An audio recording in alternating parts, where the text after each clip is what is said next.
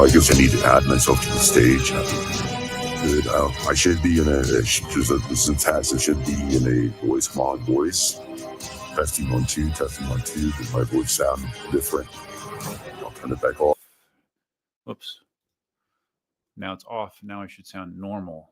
So you guys are the judge of that. I cannot 100% confirm or deny that. So let me know.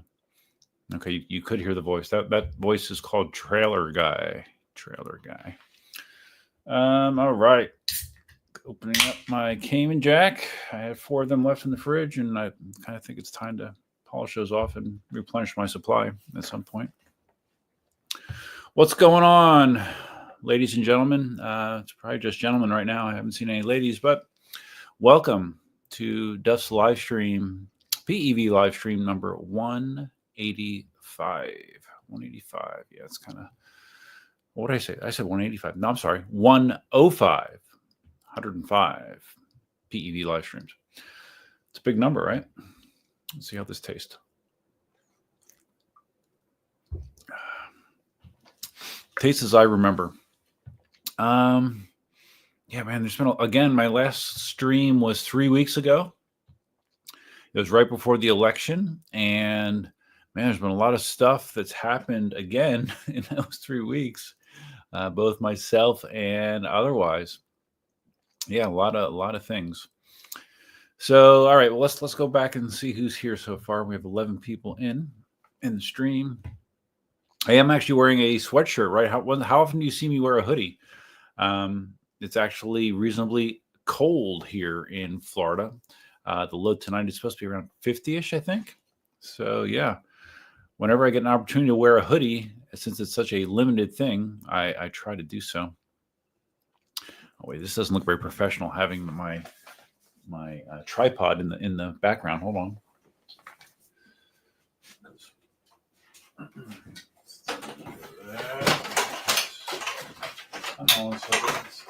Come on. Jesus. Excuse my unprofessionalism. Let's move that so you can see my sign. Can you see that? Yeah. Let's move it over a little bit more. There we go. With my ultra cool RGB lighting. Ultra cool. I had this the last time I did the live stream. That's right. But I am still very pleased with it. I like it. All right. Okay, so what am I doing? I'm going back here to see who's here. PJ Ware's first one that commented on the stream. I'm not sure if he was the first one here, but welcome, PJ. Welcome, Leo from Brazil, who's been in, as far as I know, every live stream I've had, or at least I say that. He might be. I don't know. I'm not sure. Simon here from Australia. What's up, buddy? Simon, a channel member and channel moderator. He has a very influential position here on my YouTube channel.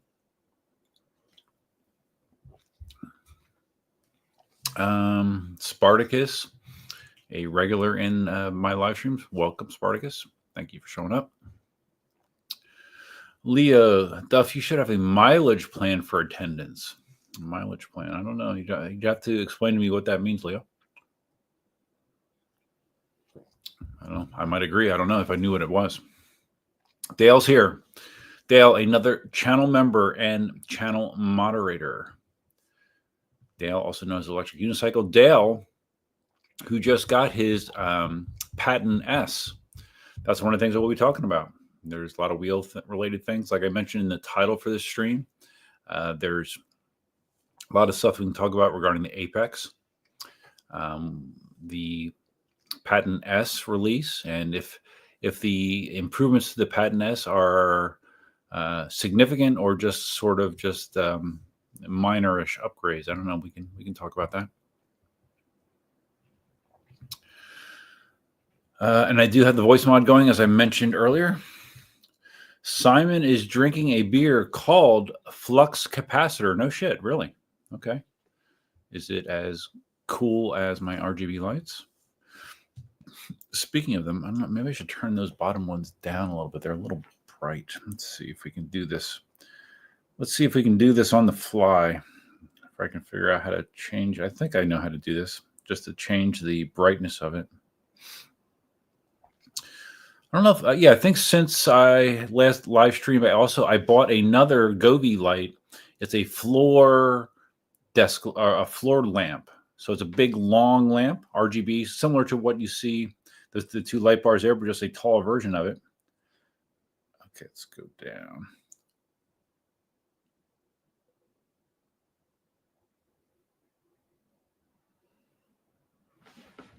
Okay, 6%. It can go much, much better. I have it at 6% lightness now. But anyways, yeah, I bought a corner one, which I actually have in the kitchen. You know, if you guys have seen where I worked on wheels out in the kitchen, I have it kind of nestled behind the cabinet that I have in the kitchen. So it's semi-hidden, so it kind of lights the corner. I'm not really sure if I really like that there or not, but that's where I've had it since I've gotten it. Originally I was thinking about, hey, where can I put it here in this room? But I don't know. I got this place pretty RGB'd out. I'm not really sure where I would put it that would be effective. PJ with his normal German greetings. Guten Abend, Herr Duff. Guten Abend, PJ wears. How cold is it in Naples? Like I said, I think the low is supposed to be 50 tonight. Alexa, what's the weather forecast? Right now in Naples, it's 61 degrees Fahrenheit with clear skies. Tonight's forecast has clouds and showers with a low of 49 degrees. Ooh. By the way, I am trying to respond from the right place. Was this the device you expected? Yes. Yes, it was. Yes. Thank you. Sure, you're welcome. So yeah, 49 tonight. Ooh, wow. It's amazing. But I mean, it's funny, like some people that live here, they cringe when it gets this cold. Oh my God, we're gonna die. And I really like it. I mean, I really enjoy the cool weather because it's so rare here. So yeah. Let's see, since I saw you last, I did get my hair cut. It's still long for me. I've been lazy and I have not shaved all week. I'm very hairy. I usually try to shave every 2 to 3 days. I have not shaved at all this week. So I don't know what that means or what that says about me as a human being, but that is the truth. Larry's here, channel member, Larry Zarkov, also known as On Air Promo. Trailer Guy was based on Don LaFontaine, who was famous for saying "any world" in his copy. Really? I did not know that, Larry. I had no idea.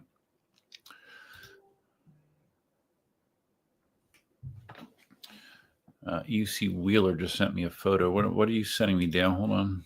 Let's get over here off screen. Oh, yeah, I saw. Yeah, it's a picture of Dale's tattoo. I did see that. Dale. You posted that on Facebook. Yeah, very cool. You still didn't do an EUC Army tattoo, though, man. EUC Army. So anyway, Larry says, regarding Don LaFontaine, worked with him many times, got a lot of Don stories, had a limo to take him to sessions. Really? Wow. Dale says, I should do a live stream when I assemble my Patton S. At least people can tell me what I'm doing wrong. It comes in so many pieces. I saw that picture. So what, you have to attach the batteries? That shouldn't be too hard, Dale. Really? So you evidently you do not have it together yet. That's unfortunate, Dale. You got to get that thing together. I don't think it'd be too bad, though. Chris Sedgwick's here, One Somniac. I'm here, Duff. Fun motivational vids. Oh, yeah. That's another thing I've done since the last live stream. Just for, I don't even know if I can keep track of all the different weirdness and things that I've done since the last live stream 3 long weeks ago. Yeah, I've for the hell of it, I started like when you go on Instagram or really any platform, Instagram, TikTok, YouTube Shorts, Facebook. There's tons and tons and tons of people just talking to the camera, giving advice on all kinds of things, relationship advice, how to deal with different situations in life, just all kinds of advice. So I thought it would be fun to do my own advice. and I don't know, I've done 3 or 4 of them so far, and they're just random things that come to my head. It's nothing earth shattering. It's nothing that will change your life forever, but they're just random thoughts that pop into my head, and I don't know. Does it mean anything significant? No, no, just something else strange that I do. There's a long list. Long list.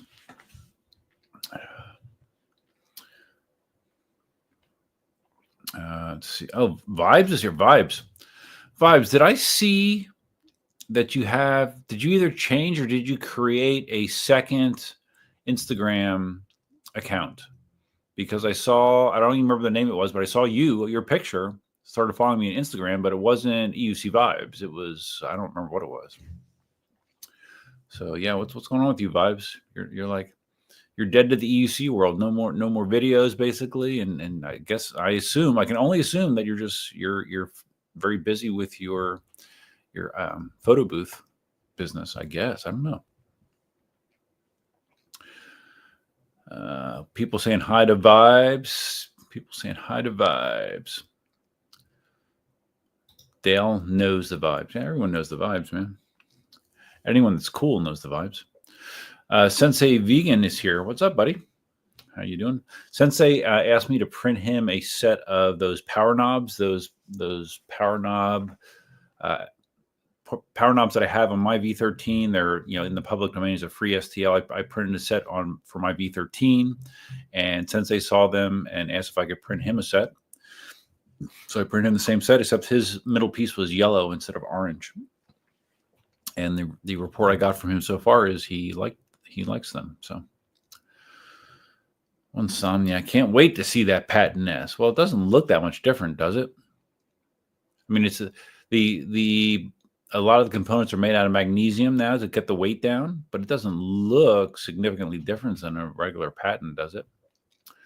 That's another thing I've done. I sold that second Patton that I have as well since I've last seen you all. I should have taken some notes because, I mean, really, seriously, there's been a lot of things that have gone down in the last 3 weeks.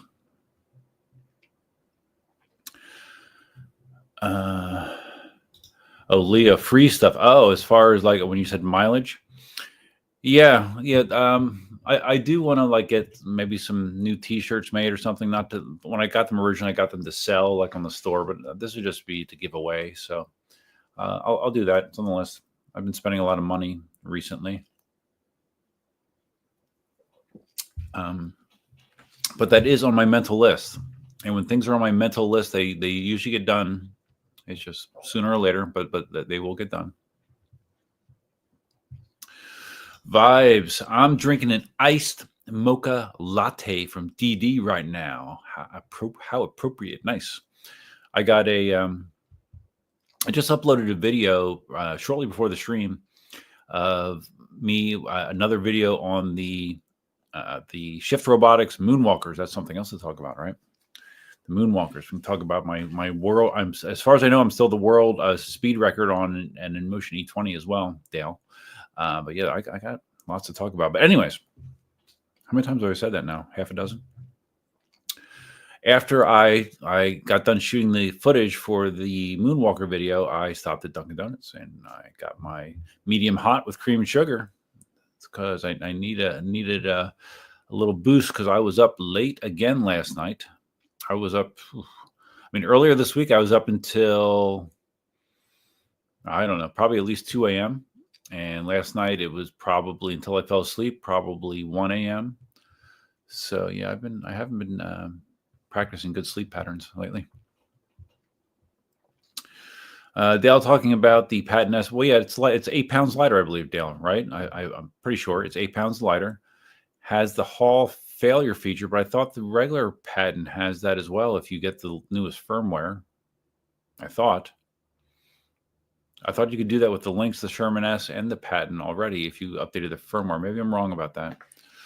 And it has 50S batteries. Well, Dale, the more recent batch Pattons had 50S batteries. The Patton that I got from Jason, my buddy Jason, not E-Wheels Jason, that was a batch 4, batch 5 Patton that had 50S batteries as well. So that isn't innovative either. I mean, really, to me, the two things about the Patton S that are notable improvements is the weight reduction because they're using the magnesium components, and the what was the other thing? The smart BMS. That's the other notable improvement. Other than that, I don't know. I mean, everyone. I shouldn't say that. I was disappointed, and I heard it echoed a lot out there that people were disappointed that they left it as a 126 volt platform. A lot of people wanted them to bump it up to 151. On the other side, I heard people saying, well, if you bumped it up to 151, your range would be really bad with the size battery pack that's in there. And I'm like, are you sure about that? Because the Patton S has the Patton S has 2200 watt hour batteries in them, I believe, if I'm not mistaken. The Lynx didn't the Lynx only have 2700 watt hours? I think. So I don't know. I don't really get that. But my point is, I think if it was a 151 volt platform, that would have generated significantly more excitement about the Patton S. That's just my feeling. As is, it doesn't get me that excited, and it gives me no reason to want to get rid of my Patton that I have. Sijic. It may seem silly, but the kickstand looks thinner off the pictures. Any ideas? Are you talking about the Patton, the new one? Well, let's see. Let's go to ewheels.com and let's. I assume he's the Patton S up here, doesn't he? Yeah, there he is. Huh. Interesting. So why? Okay, let me share the screen with you. Hold on. Share the screen. Entire screen. That screen. Share the audio. Okay. Make myself small. So look on this screen. It's weird. It's a brand new wheel, kind of. And what, it was $34.99, but it's only $28.50. Or I don't know. Maybe Jason just has it marked that way to make it look more attractive, I guess. I mean, I could see them dropping the price on original on a OG Patton, but a Patton S, I don't know. But anyways, yeah, $28.50 for a Patton S. Oh yeah, you said the kickstand looks thinner. It does look a little different, doesn't it? Yeah, it does look different. The kickstand, I would agree with that. Yeah, my Patton kickstand doesn't look like that. But again, is that an impressive improvement or change? Not to me. Same suspension travel. So it says that it has an updated control board. Okay. I'm not sure how that compares to the original one, and 8 pounds lighter. CNC motor brackets, I guess that's different as well. But anyways, my point is, yeah, it's cool. I mean, I love the Patton, and if you said to me, remove that. If you said to me, okay, well, Duff, you can have your Patton or a Patton S. What will you have? Well, I'll take a Patton S, obviously. But do I think that the improvements on the Patton S are impressive enough that I feel an urge that, hey, I got to sell my Patton and get a Patton S because it's so much better? No, I don't feel that way. Maybe some people do, but I do not.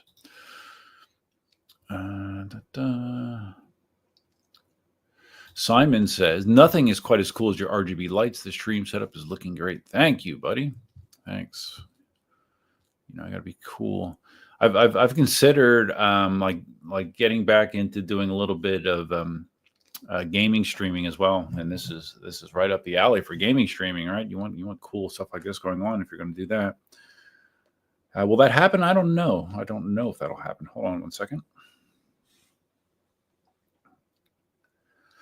I don't know. but we'll see. It's one of my many ideas. I always have ideas that roll through my head, pretty much on a nonstop basis. Vibe studio looks awesome. The light matches your upside down triangle on the pillow. Upside down triangle on the pillow. Where? Oh, for my secret labs. That's totally unintentional. But yeah, good catch there, Vibes. I didn't even realize that myself. I was thinking about getting a new secret labs chair. I mean, this is still comfortable enough, but it's getting pretty worn. I know you can get new covers for this, for the secret labs. I was considering, like, they have different themes, and like they have a Warcraft themed chair like this, and I was thinking about it, but it's expensive and I don't need it. I've talked before many times about needs versus wants. I don't need it, so I haven't bought it, but I don't know. If I stop spending money like it's going out of style, maybe I will do that. I don't know. We'll see. I triggered your Alexa. Sorry, Vibes. Sorry. Sijic says Duff is kind to AI. Yeah, that's one of the things we'll talk about. I'm going to do a video about that, because like I posted that video where I used AI to animate a still picture of Marty, and I cloned his voice quite accurately, if you ask me. And a lot of people are interested, like, how do you do this? And I actually, it's funny, the whole reason it came to be was I got an email at work. It was actually an email about, it was a security-based email talking about how easy it is to clone a person nowadays from a security perspective. You know, like you could clone like a CEO's voice, and then you could use that voice to have it say whatever you wanted, and call up your secretary, say, hey, transfer $100,000 here, and it would sound believable. So that is something that is very, very dangerous. It's cool. Like what I did to Marty's voice was cool, and that to that picture was cool. I did it to myself as well. I actually did it. Did I show? Well, I published it in line in the Facebook post, but I didn't really make that much. I didn't put that much attention to it. But yeah, I took an AI generated picture of myself, like a cartoonish picture of myself that I made months and months and months ago, like at the beginning of the year. I cloned my voice, and I cloned my voice by just feeding AI like a minute of one of my live streams. That's all I fed it. And it did a very believable job of cloning my voice. Let me see if I can demonstrate that to you, because it's pretty crazy. But anyways, I'm thinking about doing a video illustrating that, because I've been asked quite a bit how it's done, and it's a combination of two websites to do it. And once you know what you're doing, you can do it in 5 minutes. It doesn't take long. Does not take long. All right, where am I? There you go. And the term in the security industry for doing this is a deep fake. Basically, it's called a deep fake, where you can accurately simulate someone else accurately. So, all right. So let's see. How do I want to do this? Hold on. Do that. Wait a second. I got to stop it. Hide that. Okay. And then I need to mute myself to do this, I think. Yeah, let me do this. Okay, I got to mute myself, and I'm going to share the screen. And then this is a still picture, and then just the animation on the picture is a little but the voice, just listen to the voice and tell me what you think. All right, I'm going to mute myself for a second. Yo, what's up? Duff here. Welcome to the AI version of myself. I am sure we will soon become great friends.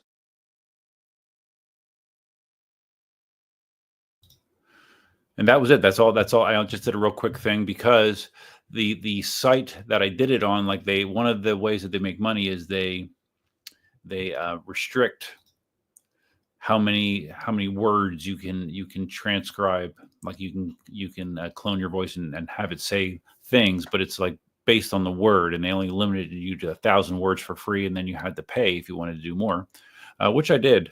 So I'm going to do more in the future. But that's why that's such a short thing. But I thought the voice was very, very believable.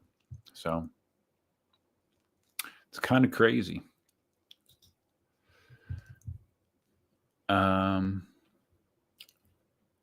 But yeah, lots and lots of people saw that on the Electric Unicycle forum on Facebook. Lots of people saw that, and like I saw one guy was like all offended, like, "Oh my God, you cloned Marty without getting his permission. That's like a huge no, basically."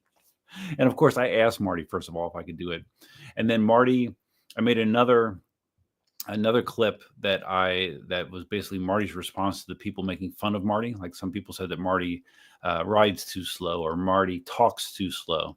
So I made kind of like a smart ass reply in AI and I showed it to Marty. Marty's like, "Oh man, that's awesome. Can I post that myself?" And I said, "Sure." So yeah, there are all kinds of possibilities there, but it's just like anything. It can be used for good or for bad. And unfortunately, there's lots and lots of people out there that'll be happy to use it for bad things.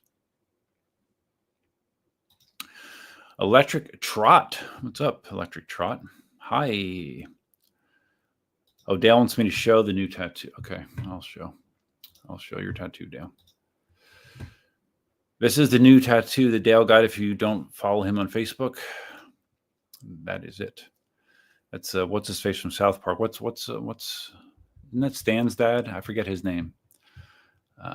Riding the Lynx, I guess, right? It looks like a pretty big tattoo, Dale. Like it probably took a while. 1Somniac, yes. Sell the second patent, yes. I will go into details about that as well. Dale's keen. I'm getting behind on chat, so I need to go quicker. Dale's keen on the EUC Army tattoo. Okay.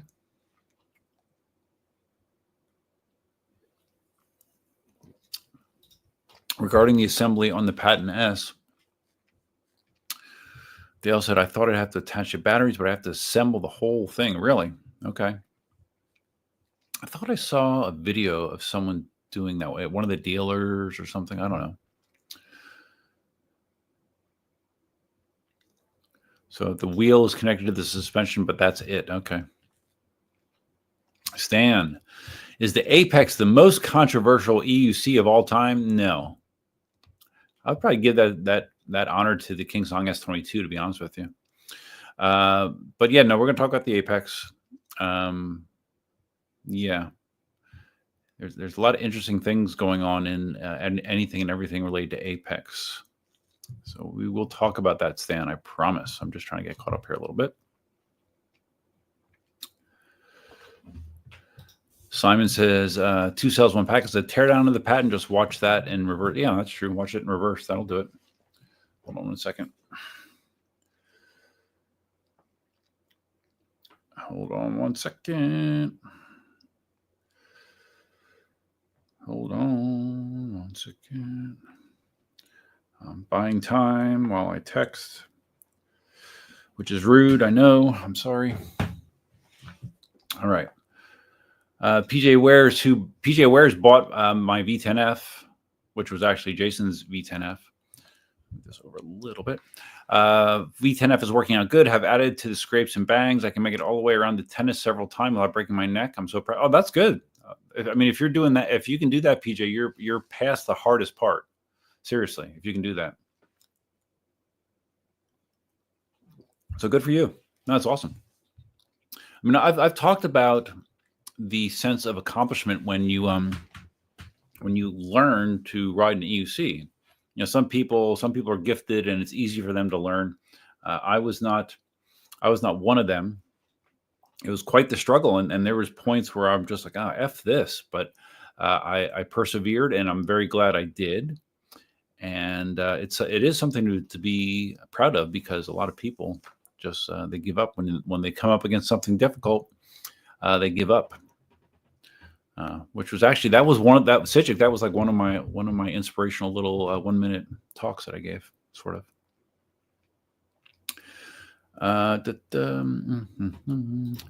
Sijic. Oh, ironic. Don't say it won't change someone's life forever. Why not make these videos if not to connect? Well, I mean, everything I do has that possibility, right? Everything I do. Hold on a second.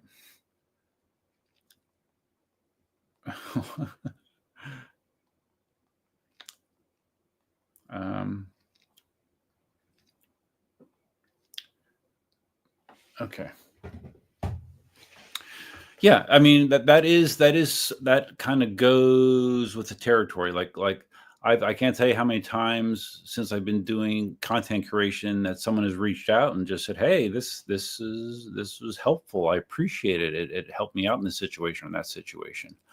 And yeah, no, I do appreciate that. I don't put things out there, with that expectation. I don't say, "Oh, I'm going to say this thing and this is gonna impact people's lives." Like if I could go back and go through my live stream, there's been all kinds of deeper kind of things that have been talked about in the live stream, and they're all, and like everything else, it's always spur of the moment, seat of my pants. I don't script anything. I just kind of say things that's kind of like brain to mouth, which sometimes is good, sometimes it's not.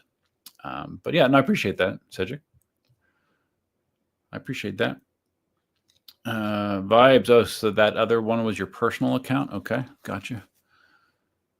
Stan, has KingSong scrapped the F-22? No, I don't believe so. I saw updated PR videos about it this past week, I believe. No, I don't believe they've scrapped it. To me, it seems like it's full steam ahead, but unfortunately for them, there's so many wheels in that category. I mean, the only distinguishing thing about the F-22 is its unique suspension, right? The four-corner suspension. It's unique. The question is, does it make the riding experience any better? Okay, it's cool. It has suspension on four corners, but does it feel better? Does it feel more stable? I mean, is there a tangible advantage to having that kind of suspension? And if the answer is no, then I don't know.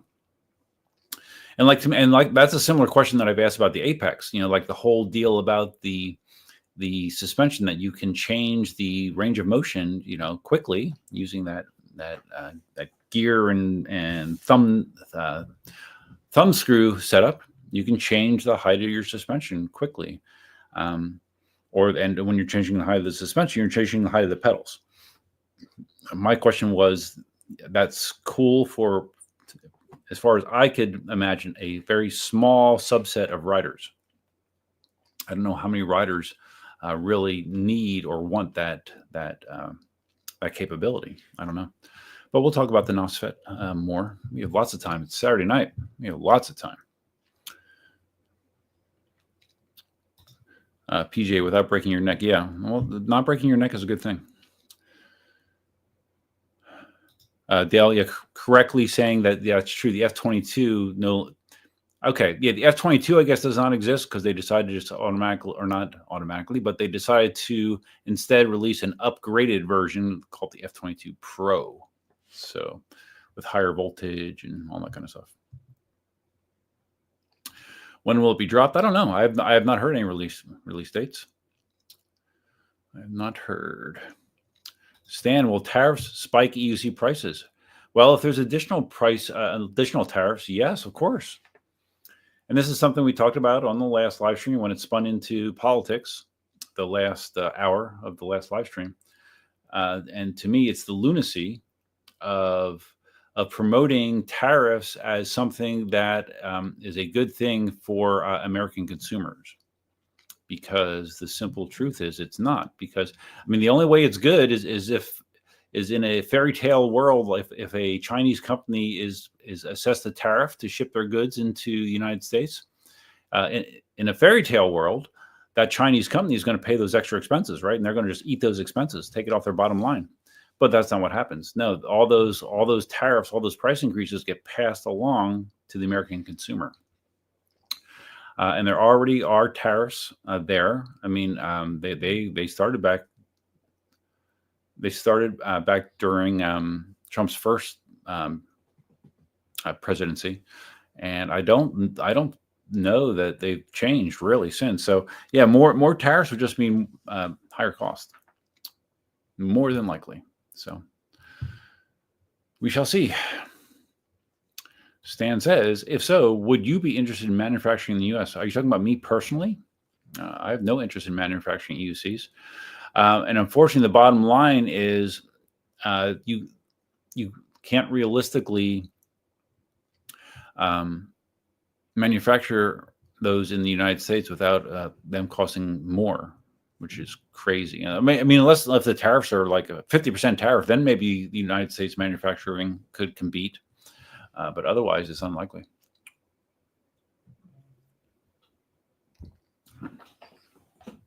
Hold on 1 second.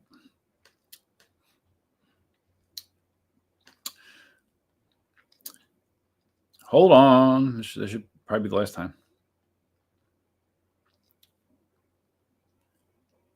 Da, da, da, da, da.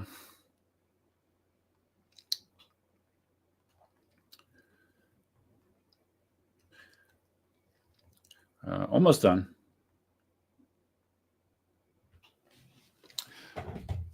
Okay. Duff from Leo. What kind of range are you getting on the V13? How's the suspension holding up? Haven't ridden it much. I wanted to do a updated range test on my V13. I did a range test on the original that I got as a demo, and I got right around 50 miles back then. I would like to do that again. With what happened, because the negative is since I've moved here, my range test route has always been going out to my old house basically and back. And last time I did that in the Master V4, I crashed and almost died on a Mockley road. So yeah, there's that. I have that little bit of PTSD going on. But yeah, I do want to do a range test. EUC Chronicles Flip mentioned that I guess there's a upgrade that you can buy, a third-party upgrade for the stock air shock in a V13, which is supposedly significantly better. He was supposed to let me know where it's available, and I don't think he did. If he did send me something, I missed it. So I am curious about what that is, what it costs, and how much better it is.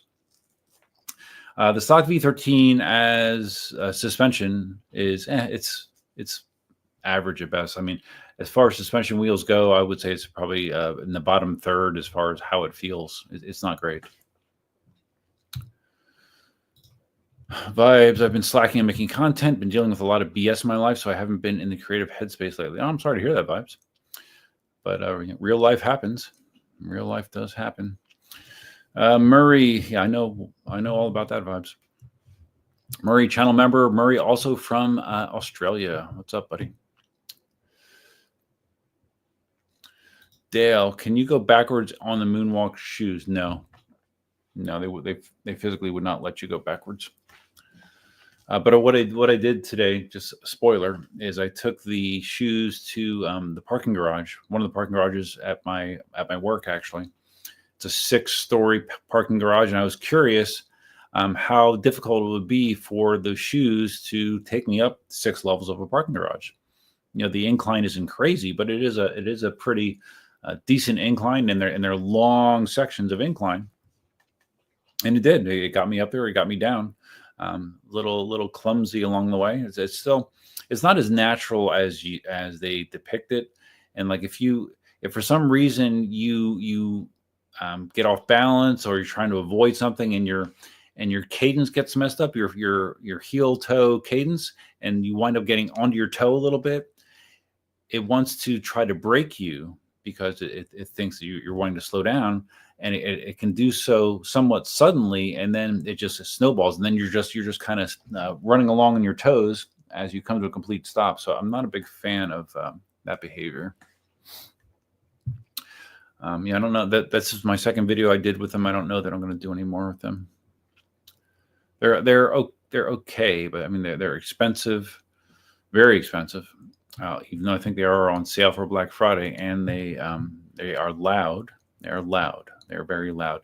In the video today, I kind of described it as a mix with, well, there's 2 sets of noises going on. Each step I said kind of reminded me of like if you hear a horse like walking on solid ground, like the clop clop clop of a horse, and then you have the whine of the motors as well. So I mean they are significantly loud, and it's impossible for you to go by anyone without bringing attention to yourself. Impossible, because they're that loud. Sijik says, moonwalkers won't get my attention till they become anti-gravity. That would be nice, right? Yeah, I think their special price last time I checked was $1,099 for those things. That's a lot. Dale agrees 151 volts would have been great. Yep, I agree. On the Patton S. 9 Electromatic. Hello, Duff. Hello, 9 Electromatic. Welcome to the stream. Am I catching up at all? I'm still trying to move ahead here. The microphone is huge. Well, it's in the foreground, makes it look bigger than it is. If I put my face next to it, it's not as big as you might think. It's a Yeti, blue Yeti. I think it just is in the foreground. That's why. Insomniac, you don't think there's more space for the charge port on the Patton? More space for the charge port? What do you mean? Oh, what are you saying? Do you think that they oops, wrong thing. Did they raise the handle up so you don't have to I can't really tell. I can't really tell if that still looks kind of tight to me.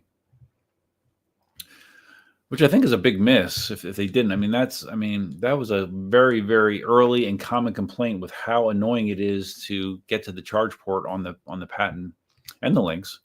Now with my Patton, I've 3D printed TPU bumpers that address that problem by replacing this whole assembly and moving the handle up, so I can easily reach it now. But it's kind of silly that they have not done that with a refresh here. Stan, is the V13 the best EUC ever built? I rewatched the Kuja review, and the amount of tech in that wheel, they could have charged a premium price. Well, they did try to charge a premium price, Stan. Originally, they were going to charge as much as $4,500 for the V13. When it first came out, it was about $4,000, and now and it was supposed to be $4,000 originally. That was the early bird pricing, and then they were going to raise it to $4,500. Well, they never sold enough of them to merit that, so I don't think it ever sold for more than $4,000. And now you can get one for, is it $3,000? Yeah, I think it's $3,000. Like Inmotion is running a bunch of ridiculous promotions. If you buy directly from, I think, is it Inmotion World or something? I see it all over the Facebook feeds. You can buy, and I don't want to talk about this too much now because I'm so far behind on chat, but you can buy a Inmotion V12 brand new for $999. It's crazy, right? So like for less than the cost of an M10-4, you can buy an Inmotion V12. That's crazy. It's a crazy good deal. Like I looked at that and like for a minute, my impulsive spending brain was like, do I need a V12? No, but is that a great price? Should I just buy it? Because I love my V12. I love my V12 that I had. The only knock was it didn't have suspension. So there was that price was so low that I actually was sort of considering it, but it doesn't make, again, needs versus wants. I don't need it. So no, I didn't pull the trigger. But if you're looking for a wheel that it can go what, 37 miles an hour. It's a great little wheel. It really is. No suspension, but it's maneuverable. I really like the V12. So anyways, to answer your question, Stan, I don't know if I mean, all of Inmotion's wheels are impressive. When you open them up, when you look at the attention to detail, when you look at the engineering involved with an Inmotion wheel, it is impressive. It is. But I mean, the V13, it was a great built wheel. The V12 is a really good wheel as far as its build quality. The V14 is a very high quality wheel. I don't think I've ever categorized poor build quality with Inmotion ever. I mean, going back to their earliest wheels, V5F, that wheel was quality, the way it was put together. The V10F, the V8S, they're all good quality wheels. Dale says the V13 sucks. It doesn't suck, Dale. It depends what you're using it for. But I mean, as far as cruising, I think it's a great wheel to cruise on if you're just doing wide open, high speed cruising. I think it's a great wheel for that. Vibes needs that price drop in the Sherman L. Yeah. I mean, I could technically buy a Sherman L tomorrow if I wanted to, but I'm not going to because I don't need it. And the holidays are coming. There's going to be lots of expenditures around the holidays, so it's a bad time to splurge on a need versus a want. Dale says, I mean, it's good, but I don't like riding it. It feels like shit. Well, it's 100 and what's the weight? Is it 110, 105? It's heavy. I mean, it's a 22-inch wheel. It's huge. There definitely is an acclimation period to a V13. But once you get acclimated, I think it's pretty darn nice.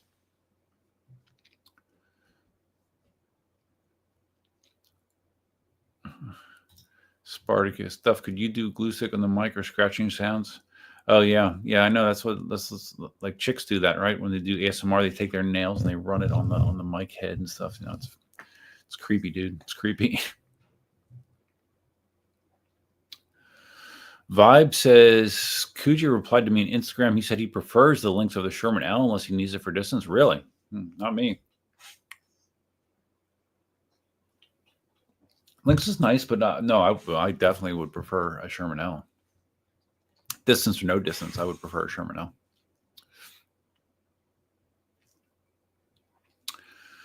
Okay, 9:22. You're still 20 plus minutes behind. My God.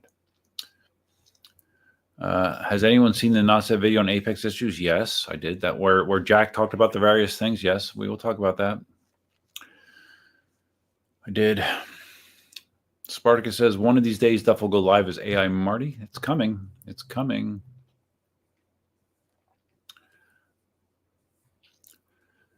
Vibe, show us the Marty AI vid. Okay. Sure, Vibes. But only because you asked, Vibes. Even though I'm backed up on chat, I'm going to still show it to you. Because it is funny. All right. Let's see. Marty. Let's see.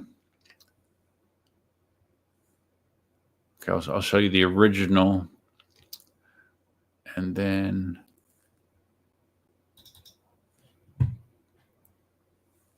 Speech.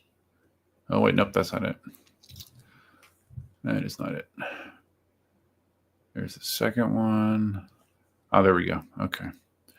All right, so I'm going to mute myself, and we will get Marty on here.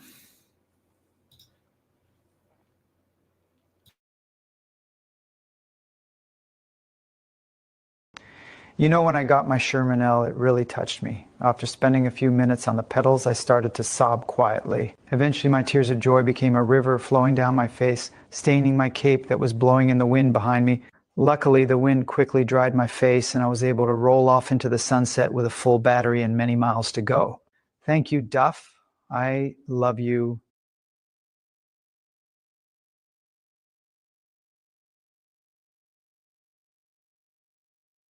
You know, some people think it's cute to mock the AI version of me. They said I ride too slow, talk too slow, and other less than nice things. I only have one thing to say. I will find you, and when I do, I will pass you.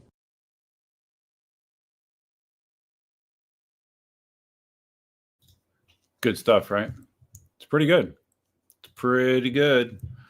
Just imagine how good it's going to be in a year, 2 years, 5 years. Crazy. Russell says, because AI images are generally nightmare fuel, there are reasons AI art is banned on a lot of subreddits. Yeah, there are some pretty freaky AI images. I have seen that. Yeah, the voice is really good. My clone voice, very good.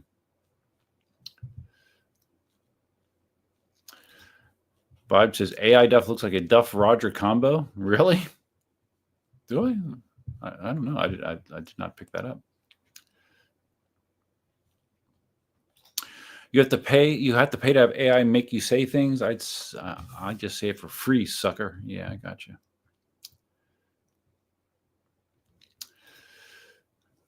Simon, it's creepy. I'm glad there's no video of my voice and face on the internet. Yeah, well, you need very, very little to clone it. On Marty's, to clone Marty's voice, I just fed it one of his YouTube videos where he was doing work in the garage or in the workshop. That's what I did to do his, and to me, it sounds very, very accurate with his voice as well.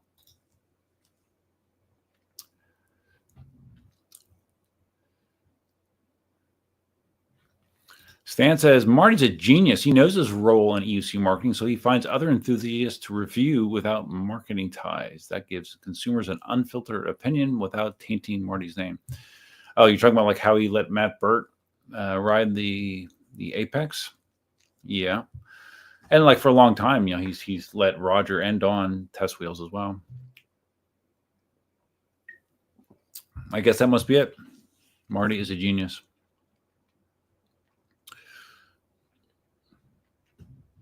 All right, Dale. Just remind me.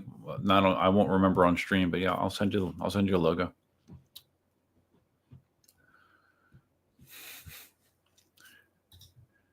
Isn't that a good line? I will find you and I will pass you.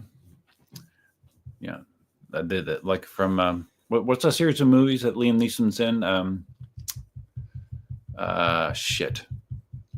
I don't know. Someone will tell me.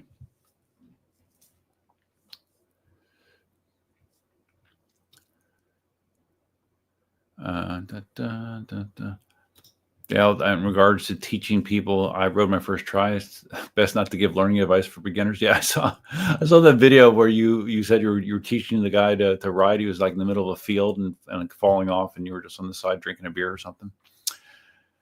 That's one way to teach people, I guess. Vibes, how are you liking that Inmotion E20? Well, Vibes, have you not heard? You are looking at the world top speed record holder on the Inmotion E20. That's right. I set that record last week. 14.7 miles an hour. It's rated for 12.4 miles an hour. And I found out if you try to go faster than 14.7 miles an hour, it will cut out, because I cut it out. I probably hit 15, but it cut out on me. And I fell down and I hit my left shoulder. I scraped up my left forearm. Got my right pinky a little bloody. Broke my phone mount. But yeah, no, I like the Inmotion E20, despite Dale hating it and Marty hating it. For certain things, it's great. You know, just like trolling around the neighborhood. I described in one video how it'd be a great wheel to go look at Christmas lights. You know, it's fast enough to go if you're just trying to look at things. Not, you know, if you're trying to get to point A to B. The fastest, obviously, in E20 is a terrible idea. But like to go look at Christmas lights or to go roll casually like through nature, it's a great wheel. Headlight and taillight work well. Has a Bluetooth speaker that actually sounds surprisingly good. I said in many ways, other than being two wheels, capability-wise, it reminds me a lot of my original 9x1 E+. No, and it's $319, which is crazy because my 9x1 E+ in 2016 was like $600 or $650. So this thing 8 years later is half the price. It's crazy. And when you compare it to what normal EUCs cost nowadays, it's even crazier. So I don't know. Some people can poo-poo the E20, but I think it's a pretty nice piece of hardware for the money, for sure.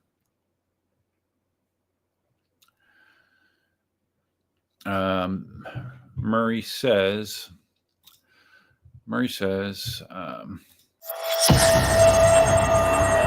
that is why you are our favorite talking neck with an irritating voice. Have you got your voice changer up and running yet?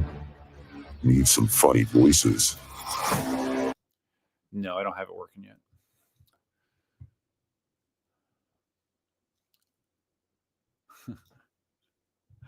Dale wishes he could mute Vibes for 5 minutes for mentioning the E20. Oh, come on, man.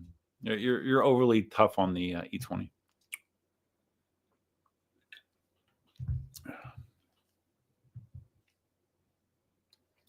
Oh, so now Vibes and Dale are trying to moderate each other, but since they're both moderators, their powers cancel each other out.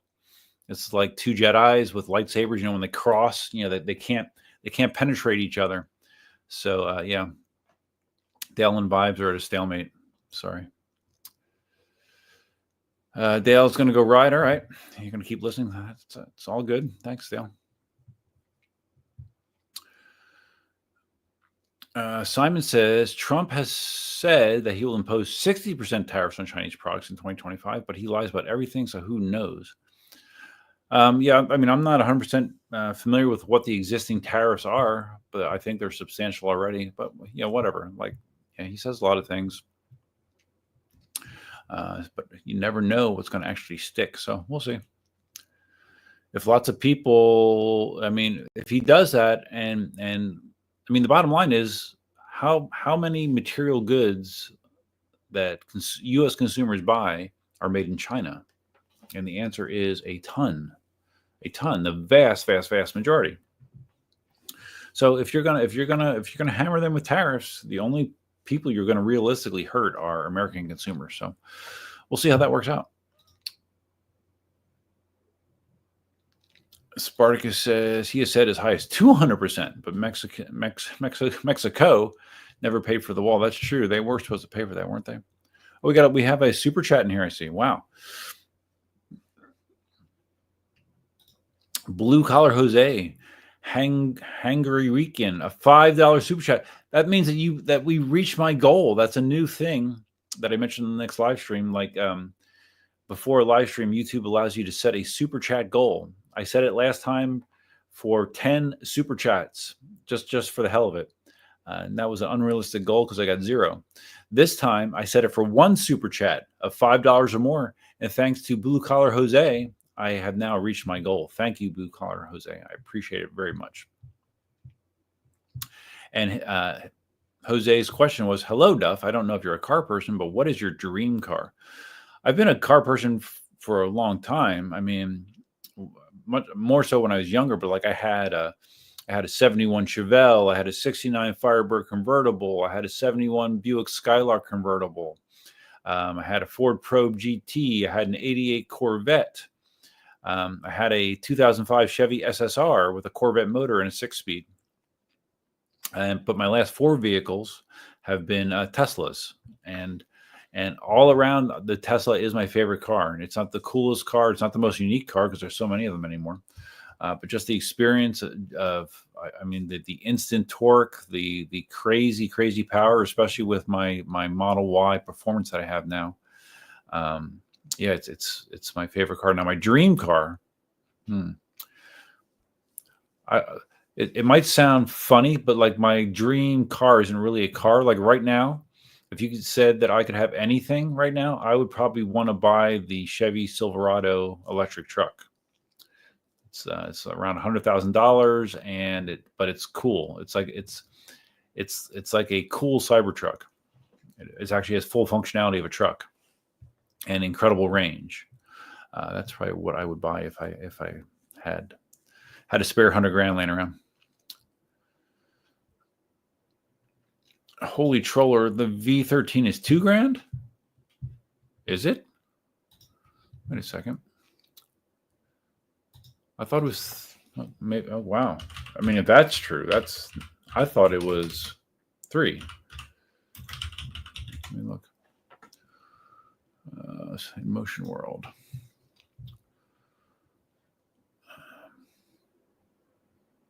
Okay. Well, in Inmotion World, I don't see. Okay, in Inmotion World, I don't see the V13 for some reason. I guess I can show you this as well. Like there's the deal on the V12 Pro, $999. But if I go back, yeah, they don't have any. Maybe someone else is selling the V13 for that low. But see, right here, the only wheels that they show are these. They do not have the V13 in that lineup. I wonder what the E20 is for Black Friday. That's still $319. Okay. That's a really good price. For what you get for the money, that's a really good price. But to get a V12 for $999 is a ridiculously good price, in my opinion. Ridiculously. Vibe says you sold your V12 for too low when I sold it for $2,000 last year. Yeah, you're lucky to get that when you did, right? I don't even remember you having a V12, Vibes. I didn't recall that you even owned one. If I only invested in Bitcoin, yeah, you and me both, dude. I don't know, Holy Troller, where you're seeing the V13 for $19.99, but it's not on Inmotion World. It must be somewhere else.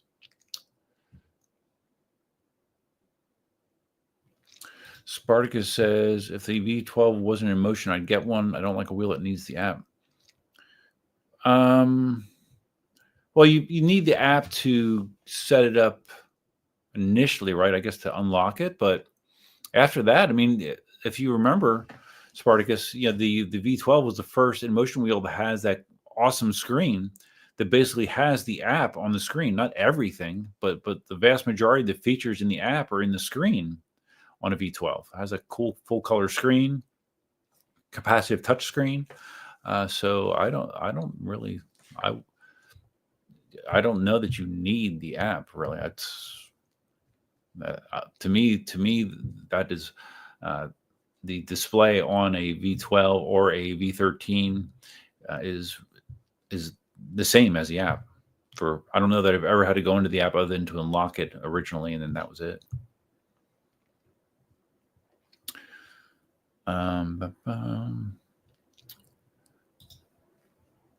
Cedric, my impulsive brain was wanting the V14.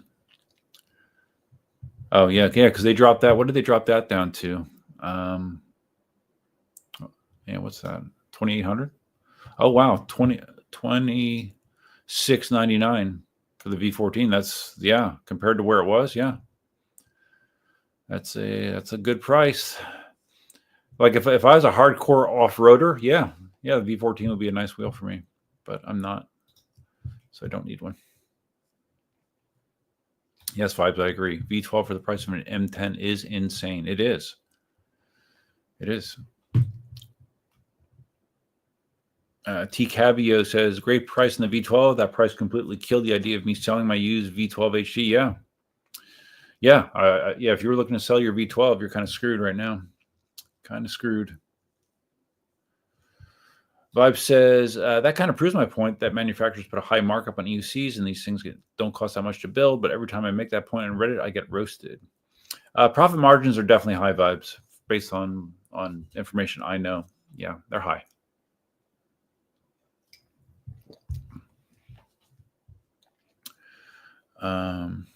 Spartacus is again saying that you have to run their app. I don't. Are you saying like the V12 isn't compatible with what? It's not compatible with like EUC World and stuff like that, or Darkness Bot? Is that what you're saying?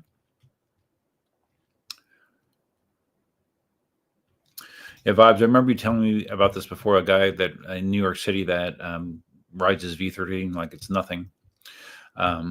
But again, it's like anything. It's time on the wheel, familiarization. Spartacus says, holidays are here, Duff. Get the Sherman L and send it my way. Yeah, speaking of the holidays, I put up my Christmas tree today, even though I wasn't even sure I was going to do it at all.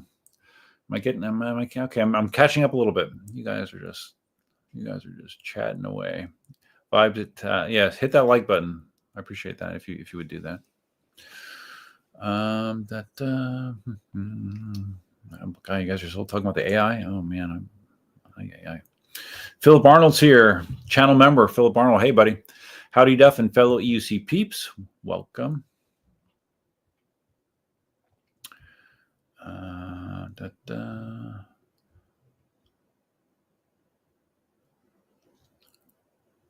I'm just making sure that I'm not missing anything significant here, and that doesn't mean that I won't.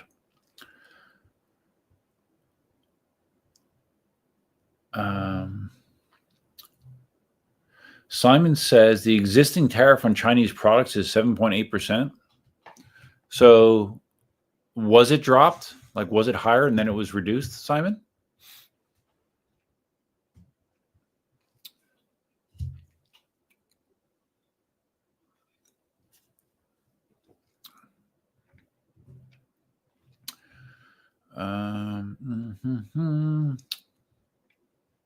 T Cabio.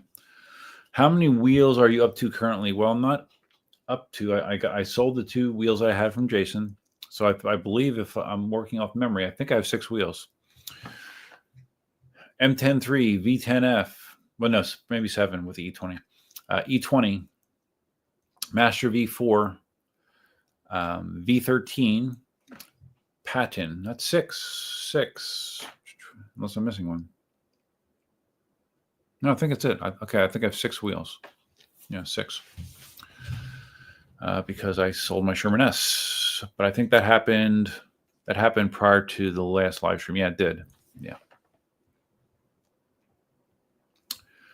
Stan, my dream car is a Dodge Viper. Yeah, I used to like the Vipers. I thought they were super cool. Yeah.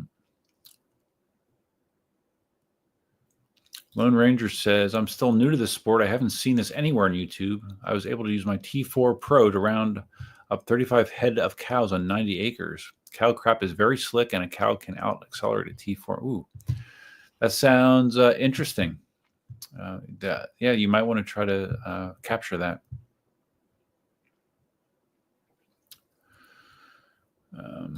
Murray's daily driver is a V6 MX6 Mazda, same as the 96 Ford Probe. They have 4-wheel steering? Really? Interesting. Okay. Russell, why is your first gen V12 still in the box? You bought it and never used it? That's interesting. What vibes? What is that to your left behind you? Looks like a bunny rabbit with a knife in its head. Bunny rabbit. What? What are we talking about? There's my Mandalorian Alexa thing. I don't see the bunny rabbit with a knife in its head, though. I'm looking at my camera view. I'm not sure, Vibes. You might have to give me more information there. Spartacus, a Cybertruck that's actually a truck. Yeah, exactly. Right. Yeah, I mean the Cybertruck. I mean, when I put down my $100 deposit, I thought it was interesting and unique, but I was never thrilled about the functionality of it. And the more time passed, and when they came out and they said, "Oh yeah, here you go, you can get your Cybertruck. It's only going to cost 40% more than what you agreed to when you put the deposit down," I'm like, "That no, that's a hard no. I'm out."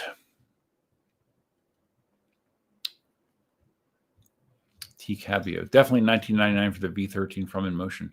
Where? Like what website is selling the V13 for $19.99? I have not heard this. Sterling says the V13 Pro was $19.99 for the past week or so, but the sale ended today. Yeah, I mean, if I'm assuming it's true because multiple people have said this now. That's an incredible deal as well. I don't know. Is that a better deal than $9.99 for a V12? It's close, right? It's close in my mind. Larry says the V13 isn't on Amazon either. Okay.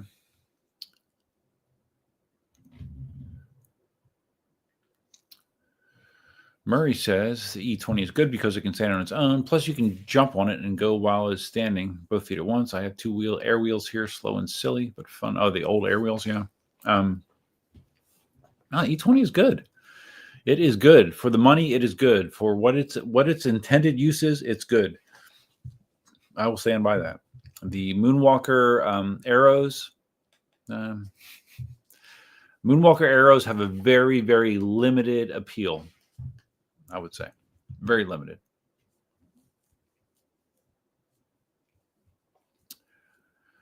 Afro EUC Blitz versus the EX30. What do you think? That all depends on your use case. If you want, the one thing the Blitz does not do is get good range. It does not get good range. So if range is important, the EX30 destroys the Blitz. Destroys it because the EX30 has a 3,600 watt-hour battery pack and is a 134 volt wheel. So if range is an important feature to you, then EX30 all day long. The Blitz is light. Yeah, an EX30, I believe, is a little over 100 pounds, or right around 100 pounds. The Blitz is light, more maneuverable. So if range doesn't matter and you want something that's fun to throw around, good power, good speed, than a Blitz, and it utilizes a little bit more modern tech than the EX30.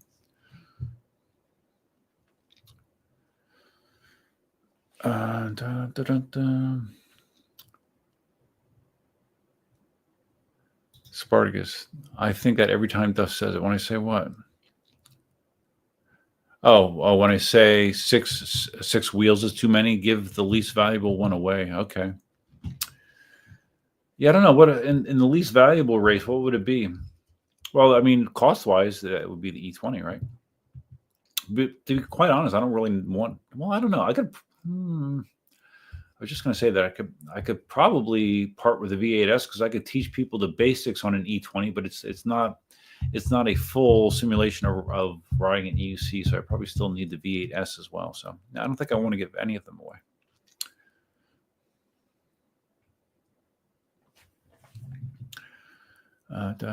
Murray says the thing that he's seeing is the tape. Oh, that's okay. Well, that's to my right, actually. Yeah, there is a packing tape dispenser there. I don't know how that looks like a bunny. I guess I could look like a knife handle, but yeah, it's definitely not a bunny with a knife in its head vibes.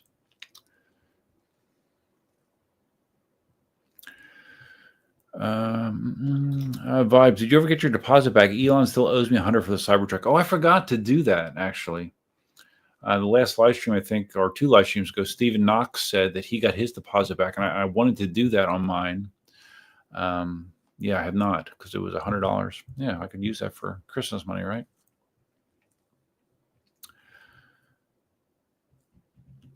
Vibe says $3,000, you can get a V12 and a V13 Pro. Yeah, that's kind of crazy, right? Because that was actually reality, I guess, a couple days ago. That is crazy. Afro, how many times are you going to ask Afro? I guess it's taken me a while to get back to you, but hopefully I did answer your question. Spartacus, in my opinion, a Cybertruck isn't a truck, just a big car. Well, there are truck features, but there's a lot of things about it that are not truckish. Not truckish. Will got a V13 arriving Monday. Awesome. Cool, dude. PJ says, not saying I agree with tariffs, but Trump did say during his first term that if other countries drop their tariffs, we would drop ours. Unfortunately, many didn't. Okay. Well, but are those countries now charging 60% tariffs? I doubt it. That's a case of, the famous saying, cutting off your nose to spite your face. That's what 60% tariffs kind of sound like to me. I don't know. Maybe that should be another one of my inspirational speeches, cutting off your nose to spite your face.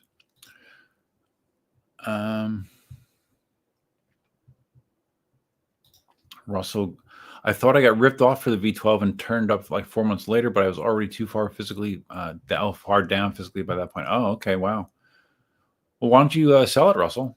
Well, of course, now it's not worth as much, I guess, right?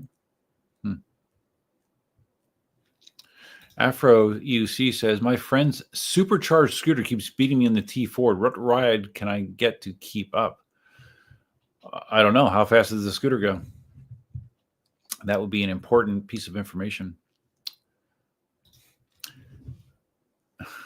Larry says, I was actually going to give my least value wheels away on Thursday, but the deal fell through. Yeah, I've heard about that.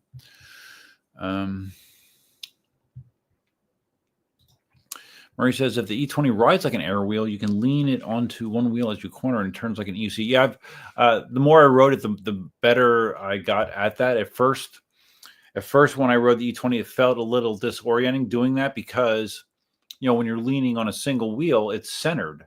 When you're leaning on an E20, the wheels are pushed out. So it feels different, like trying to do a tight turn because you've got to lean more to get onto that edge of that one tire. But I have been getting better at that. But to be honest, since I did since I overpowered the E20, I have not ridden it again. I'm not scared to, but I think I'm done with my top speed runs on it.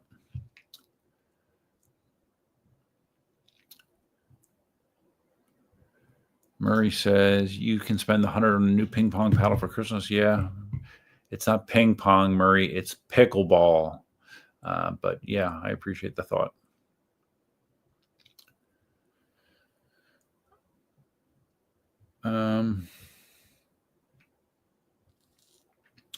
Scampster's here. What's up, bud? What's up? Welcome, Scamster. Larry says, I've always sort of wanted a V13. Yeah, no, you and I have talked about that. Just bought a Falcon. Maybe should have gotten the V13 instead. Only $500 more. Yeah, I mean, my impression from what you told me about the Falcon so far, Larry, I don't know if that's changed, but it seemed like you're a little underwhelmed. Like it's not lighting your fire. And that was kind of my impression when I wrote it out in California. It's cool, I guess. I mean, for a certain audience, but it's low. You know, it's physically not a high wheel. Wheels that are short like that, they are difficult for me to mount because of my long legs. I have to kind of hop on them. The suspension works, but it's not, it's not plush. It's not comfortable. I mean, for what it is, it's not bad, but and it has good power for its profile. But I didn't have any desire to own one. Yeah, the only thing I would think about with the V13, Larry, is I mean, it's a great cruising wheel, but it is heavy, man. It's heavy. And what happens with the V13 until you get accustomed to it is, like, say you come to a stop and you have your one foot in the pedal and the other, and you're kind of just balancing it. If you're not careful, because of the weight of that thing, if it tips just a little bit too far, it's going down. You're not stopping it with your foot that's on the pedal. So yeah, there probably be a pretty large adjustment period for you with a V13, but I like it, and it's the only wheel I can sit on.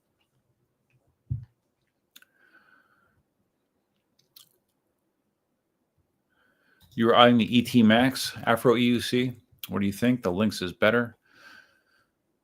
ET Max is faster than a Lynx, right? An ET Max is 168 volt wheel. The Lynx is 151 volts. I talked about this in a prior stream. I would not buy an ET Max personally. All sorts of issues with the batteries, the BMS. Lots of people have reported issues with that. When it's working, the ET Max is a great wheel. I know Dawn loves riding her ET Max.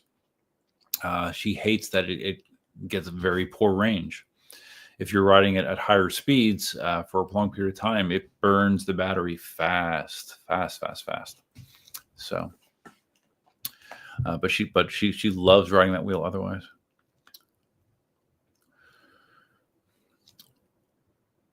Oh, good. I'm catching up. Thank God. Okay. Larry says, when I redid the pads, it got a lot better. Talking about the Falcon, but I still need to fiddle with it. Yeah, you did mention that. Yeah, I mean, it's okay. It doesn't tickle my fancy. Is that a correct phrase or saying? I'm not sure. Okay. I'm almost caught up. That's good. Scamster, I bought 3 3D printers in the last month, and the rabbit hole goes. Great hobby.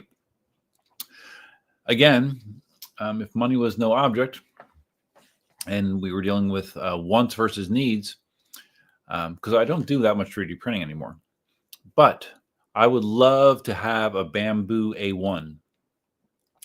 The A1 is the one that has the multicolor printing.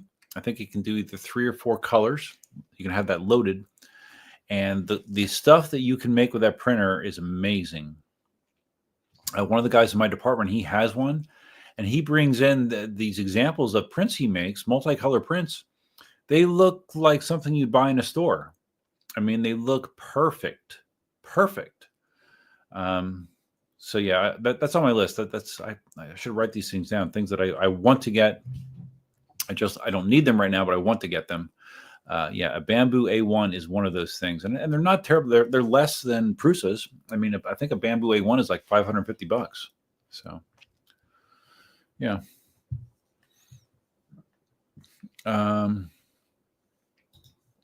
Larry says, with the Falcon at this point, better. Okay, at this point, better than you like the Falcon more than the A2, but that's due to suspension and power. I'm still working on getting it to fit with my long legs. Yeah.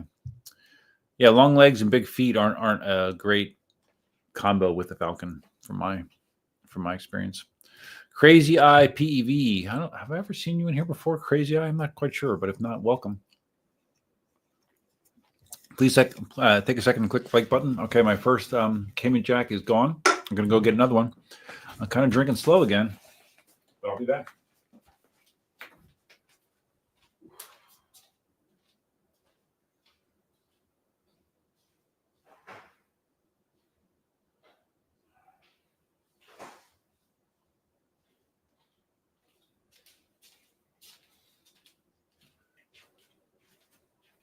I keep forgetting who is the one that commented on the fan in my kitchen spinning and how it was annoying them. I did turn it off again. Although from this angle, this camera angle, I know that you can't even. Oh, okay, yeah, you could see, I guess, if it was spinning. Well, not really. From here, you couldn't even really see the kitchen. But I did turn it off proactively just because I didn't want to aggravate your OCD or whatever. Philip Arnold mentions, again, the ET Max burns a battery. Yep. Sherman L is good too, but totally different feels. So you have an ET Max and a Sherman L? Interesting. That's an interesting combination. Stan says Begode should have recalled the ET Max with all the problems people are having. Yeah. There have been a lot of problems, and that probably would have been the right thing to do, but they did not do that. T. Cabio says, agree the ET Max feels great, but I would never buy one. So many people I know have had their Max down longer than they've been able to ride it. Well, Dawn is one of those people. Or gets stuck places because it doesn't power back on. Yeah, there's been weird issues like that too. Will, I got an old M Super 67 volt I need to set up somebody with, but I'm concerned whoever gets it will just hurt themselves. Well, that was my first real wheel that I got after my 9x1E Plus. It was the M Super 67 volt. And yeah, when I got that from Speedy Feet, I think. And that was a big freaking deal. That was a big deal when I got that wheel. That was like top of the food chain. It was $1,200. Yeah. Philip says, oh, the Bamboo X1C. I've heard of the X1C. A1 Mini too small. Yeah, the build plate is smaller on an A1, but it's probably big enough for what I need. I imagine the X1C costs a lot more. Larry says the Falcon is less obtrusive than the Patton or Lynx, which is what I was after. However, it feels more like a prototype. The fit and finish is lacking. Trolley is weird, and the power buttons are lame. Yeah. I don't know. I mean, in my life, the way that I use wheels, I can see no practical use for a Falcon. But that's just my situation. PJ's Wares Bamboo printer is great for color changes, but there's a lot of waste. Yes, I'm aware of that. When you print color with the Bamboo, it makes it's referred to by a lot of people as poop. When it changes colors, it has to extrude the existing color, and then there's just like this little ball of the color that it was printing previously, and has like a little solenoid or something that just like pushes it out of the way, and then you have like a bin that catches all this, and you can very quickly accumulate tons and tons of this waste. Yeah, I have heard about that. Simon's familiar with the Bamboo. Yep, it's a great printer.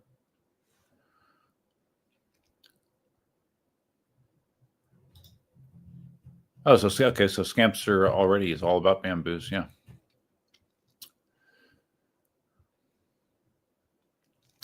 Cabio says the only downfall I have with his Falcon is removing the cover to adjust the suspension. Yeah, that's a stupid thing, right?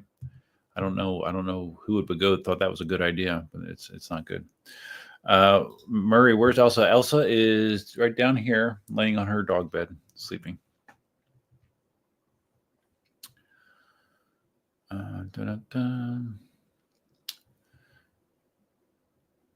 Afro EUC is looking to upgrade from T4. My budget is $3,000. Speed torque is my goal. Street riding is my style. I'm about 190 pounds. Please recommend a wheel. Torque. How much range do you need? That's really the question.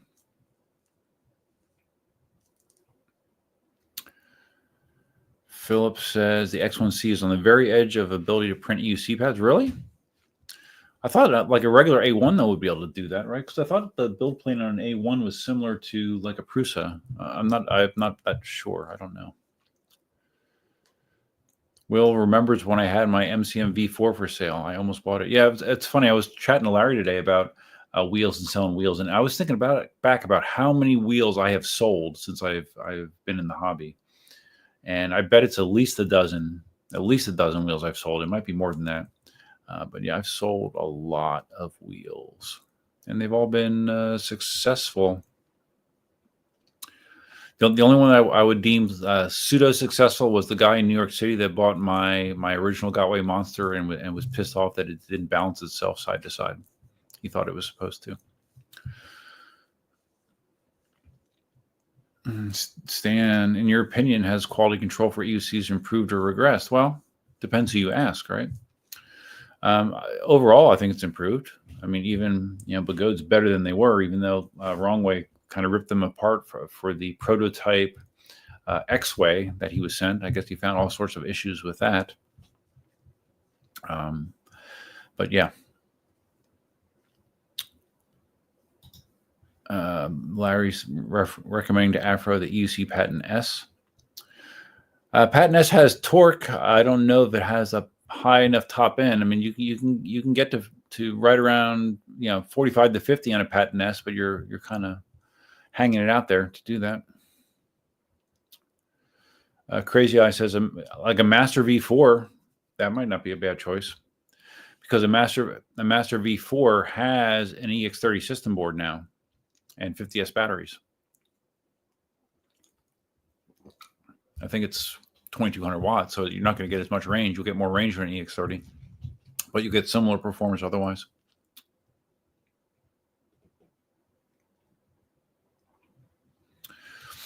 Okay, so not so much range. Yeah, I don't know. You might want to check out a Master V4. Really, that might give you some good bang for your buck.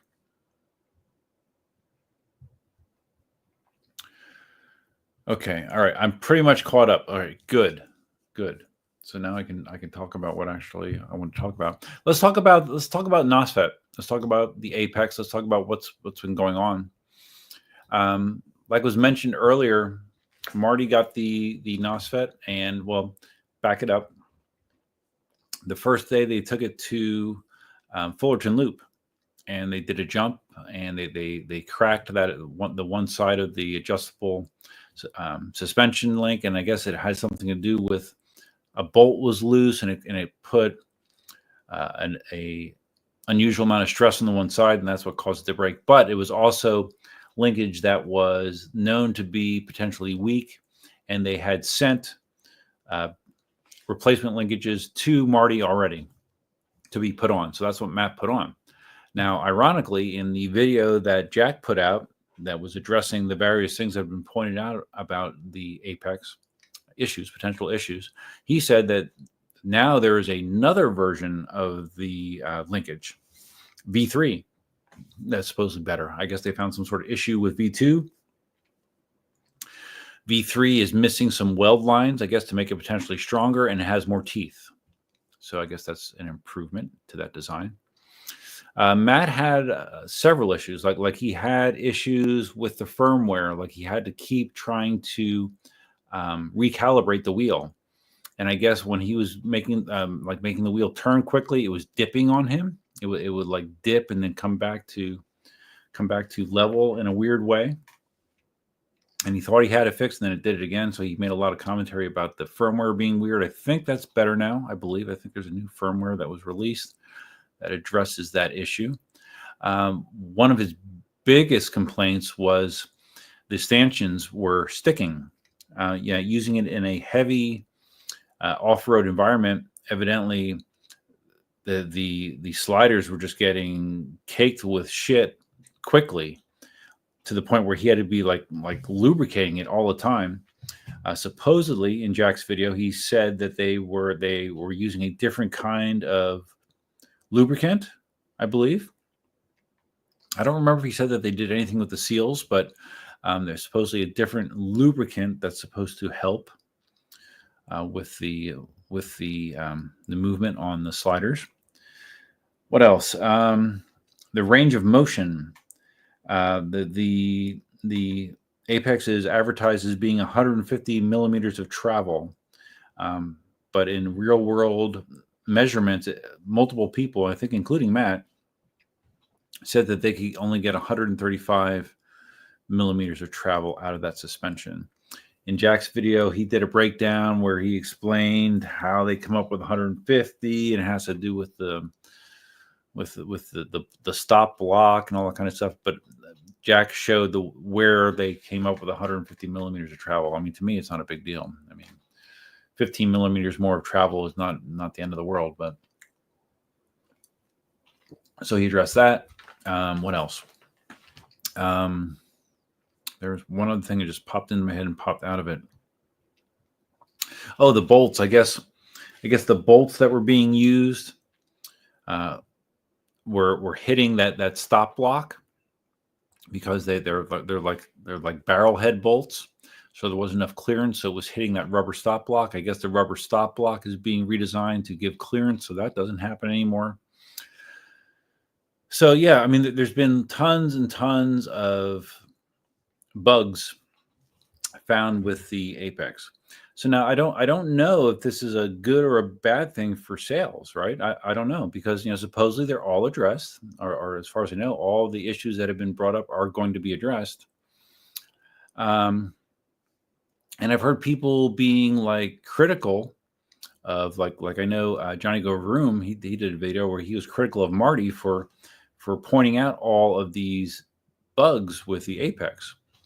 And saying that it's it can really hurt the wheel's sales, and it can like if a wheel is reviewed and significant issues are found, then yeah, it could potentially affect the sales. But I think that Jack and Nosfet in general are doing a good job of getting in front of it and saying, okay, well, yeah, these are issues, and this is what we're doing about it. And the production wheels that you're going to buy are going to have these issues already corrected. So that is a good thing. So I think there's a positive and negative to the way that this is going down.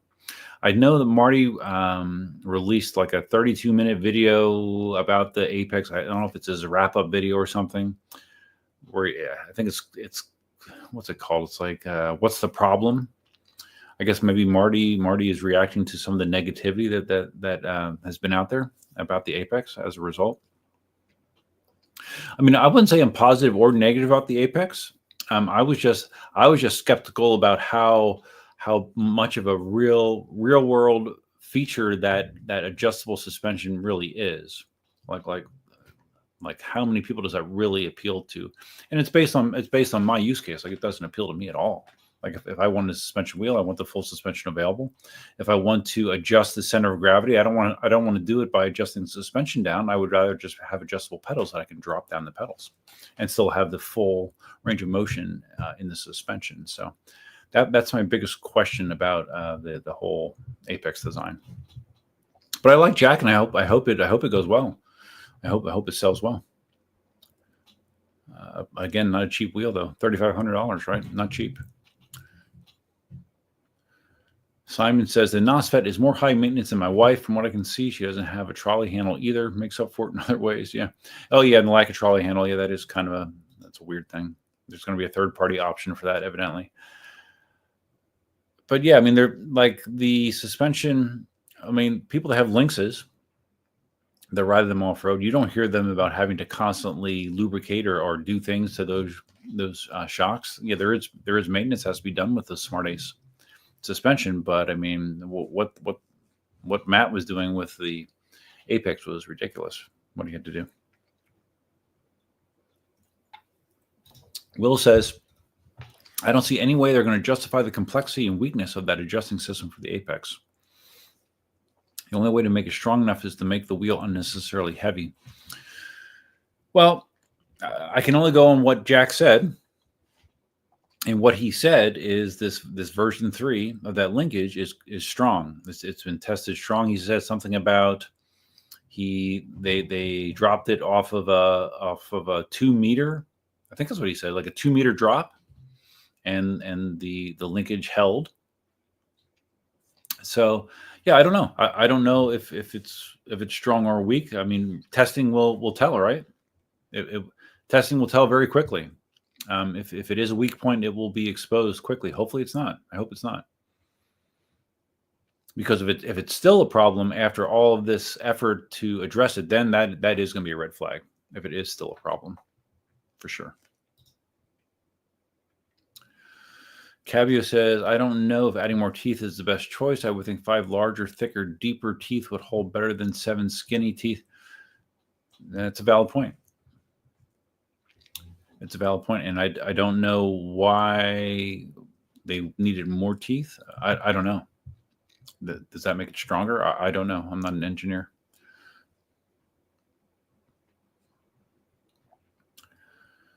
Crazy Eye says he'd clean out the goop and use dry lube on those sliders. Yeah, maybe, I guess. Dale's out of here. He's got to bounce. All right. See you, buddy.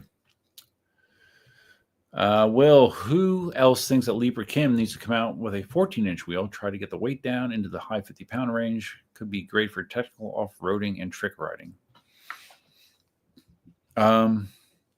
Maybe. But when you get into a smaller diameter wheel, is that great for off-roading? And because of clearances and all that kind of stuff? I don't know. I don't know, Will, if that would be a good combination or not. I'm not really sure. Afro, is EUC Deal a good place to buy from? That depends who you ask. As far as I know, EUC Deal is connected to Alien Rides, right? It's like the wholesale website for Alien Rides, I guess, because they don't have like warranties. They don't have Alien Rides 2-year warranties. So that seems like it's just like stuff they're trying to blow out. I don't really know Afro EUC.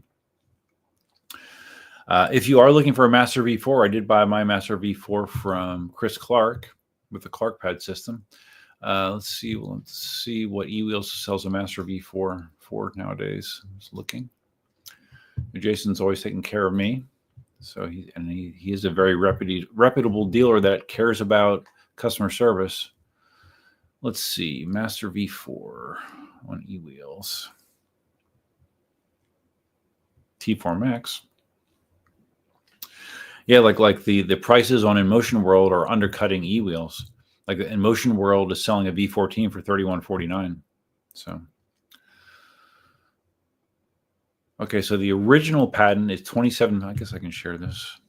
The original Patton is $2,750, and the Patton S is $2,850. So it's only what, $100 more? Am I seeing that right? Yeah, $100 more for the Patton S. So yeah, obviously for $100 more, you would go with a Patton S. So I'm looking for an Inmotion, a Begode Master V4. V13s on eWheels, $32.99. Okay, EX30 for $3,000. Where is the Master? T4 Pro. Huh, interesting. So it looks like he doesn't have the Master V4s. It's a Master V2, V3. $22.99. Interesting. I'm surprised that eWheels doesn't have the Master V4s. Interesting. And I think it's crazy that they still have EX20Ss that they're trying to get rid of. Oh my God. One of the ugliest wheels ever made, in my opinion. I did own one, so I can say that. Interesting. But there are definitely places you can get a Master V4. Oh, this is the other thing I want to talk about with Nosfet. Spartacus, Nosfet really disappointed me. Jack as a rider should have known better than to send us an unfinished wheel. He's no different than any of the other manufacturers. It's all about a money grab. Well, I don't know. I don't know if I would share that opinion or not, Spartacus. But it's difficult. What he's trying to do is difficult for sure, and it's not just him. There's a whole team involved. But you may remember that I don't know, was it 2 weeks ago, 3 weeks ago at this point? Jack and Wrong Way did a live stream, and I didn't watch it. But I heard people comment that they said that Wrong Way was kind of being a jerk to Jack. And I guess the way that it was summarized to me was it almost seemed like Wrong Way wanted credit for some of the decisions that went into the Apex. That's kind of what it came off as. Again, I haven't seen it, so this is third party. And it sounded like, and I did see this clip where Wrong Way was kind of taken back by the fact that he didn't know, like, I guess like they talked about Nosfet existing and making a wheel, but then all of a sudden the Apex is released, and Wrong Way had no idea. He had no idea that it was like a thing, like a real thing, and it sounds like he was offended by that. But then in the video that he posted, Wrong Way posted this week, which one was it? I can't remember which video this was. It was one of the reviews, which I think is funny because he did a video saying he was sick of doing reviews, and then he's done like 2 or 3 review videos since he said that he was sick of doing reviews. But anyways, during that video, he said that he would prefer to not deal with Leaper Kim or Nosfet anymore. And again, I'm paraphrasing, but it's something to do like they don't listen to creators or they don't give creators credit. It sounded really, really sour grapes. But so now, for a long time, Wrong Way was anti-Begode, but now he seems to be apparently upset with Leaper Kim and Nosfet. So I thought that was weird. So especially since they live stream together, and now evidently Jack's on the bad list. Very weird.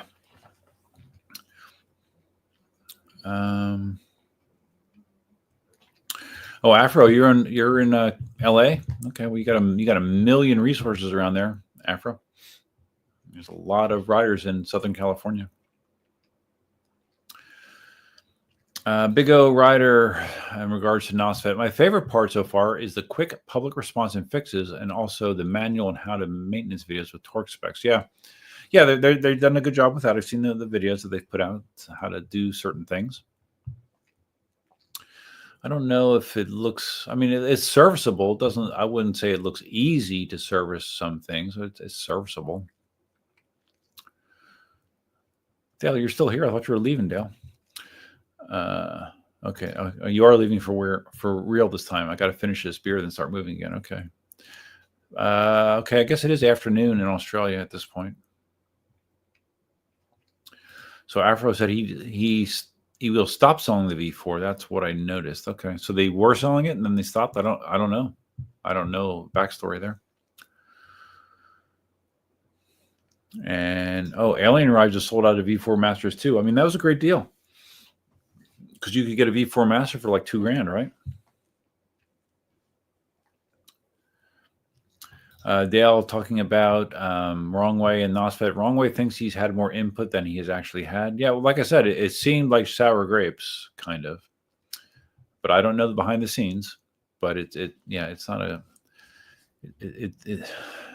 a good optic. Let's put it that way. Dale says he thinks Leaper can fix an issue because he did a video talking shit. That issue was the dip on jumping or something like that. I guess he reached out to someone from Leaper Kim and they didn't. I don't know that. I think they gave him a reply that pissed him off. So they are on the bad list as well. Simon says Wrong Way has tickets on himself. His influence in EUC has gone to his head. I don't know. Can't we all just get along, right? Can't we all just get along? But there is obviously a track record. Wrong Way has had incidents with multiple people over multiple situations and companies. So. But he is a fantastic writer. He has a lot of knowledge. But yeah, I don't know. I think there's probably better ways to handle some situations than he chooses to in certain points. Spartacus says it's not difficult to test and finish a product before you release it. If they just chose to not spend the money in R&D and make us do it for them, Apex should have been a 2025 wheel, rushed it all the way. That could be valid. But I mean, they're not alone in that, right? How many times does that happen where these early wheels are released and there's all kinds of things that are found? Happens a lot. Okay, Dale is still drinking. What's the afternoon got to do with it? Evidently nothing, Dale. Nothing. Spartacus says, cut corners trolley handle. That would have taken more engineering. He said, no shit, that's part of the development process. Who said that? Oh, Jack said that? I didn't hear that. Dale says, when you're professional and you have some woke guy with a YouTube channel acting to consume your time, he has very little idea what's actually going on, trying to tell you what to do. I'd probably ignore him too. Well, there, Dale, you are never, ever short on opinions, ever. Never. So, okay, that's my spin on Nosfet. Okay, I'm looking at my title that I have for this live stream. Okay, we talked about the deals. We talked about the crazy deal on the Inmotion V12, the good pricing on the V13. Most of the deals are Inmotion related. I'm trying to think of that if I saw really notable deals on other company wheels. It's the Inmotion ones that I've taken notice of on the V14, V13, and V12. And the ongoing pricing on the E20. Those are all good. Okay, so we talked about that. We talked about the AI stuff, and like I said, I'm going to do a video about the AI stuff. The Inmotion E20. We talked about that. How I am the world speed record holder on the Inmotion E20. I don't know, and it's a bummer because when I overpowered it, I did 14.7 without overpowering it. So I'm like, okay, and what was happening was as soon as you hit that 12.4, it was beeping and leaning back. So my goal was to just accelerate hard and just hope I could accelerate past that point and then back down. On the one where I wiped it out, and I did have gear on. I mean, I did because I didn't think this would happen, but I thought it was an outside chance. I had my full face on. I had elbow pads, wrist guards, knee pads.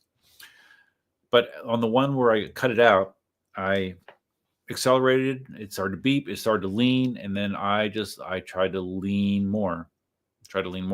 And so I went from leaning back like this to nothing. No resistance, and just went right over. But my point was, once it went over, once I overpowered it, it appeared to lose connection to the app, so I wasn't able to record whatever speed I hit on that cutout, which I'm almost positive crossed 15 miles an hour. PJ, do you or anyone else here watch the Chooch Tech EUC channel? I used to watch Chooch's stuff way back when.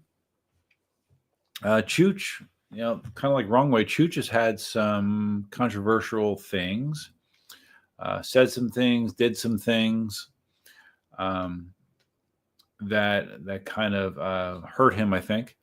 But he has YouTube channels. It's a lot bigger than mine. But I don't really watch his stuff much anymore. I think I am still a subscriber to his channel, but I just don't watch his stuff that much. But I know a lot of people, they like his videos. They like Chooch's videos.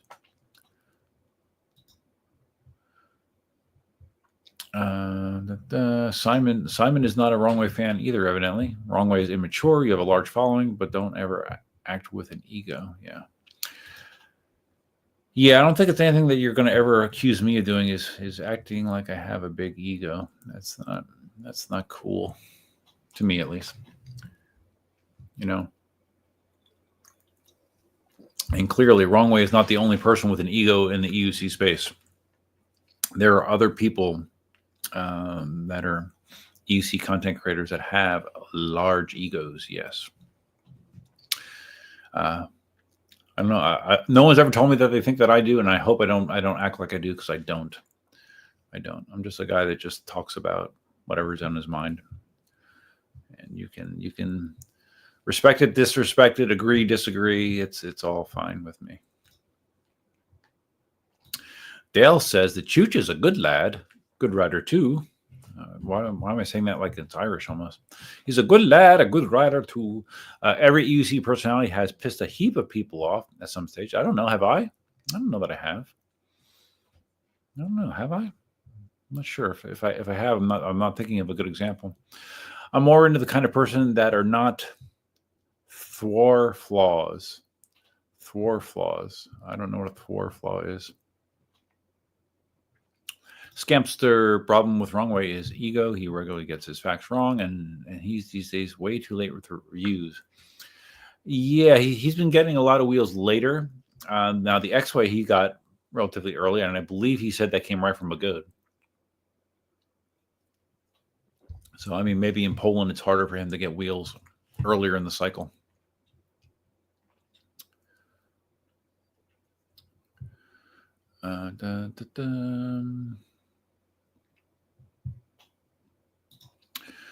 Larry says, a general thought, watch YouTubers who ride like you do. If you're aspirational, watch hosts who ride the way you want to. Yeah, that's solid advice.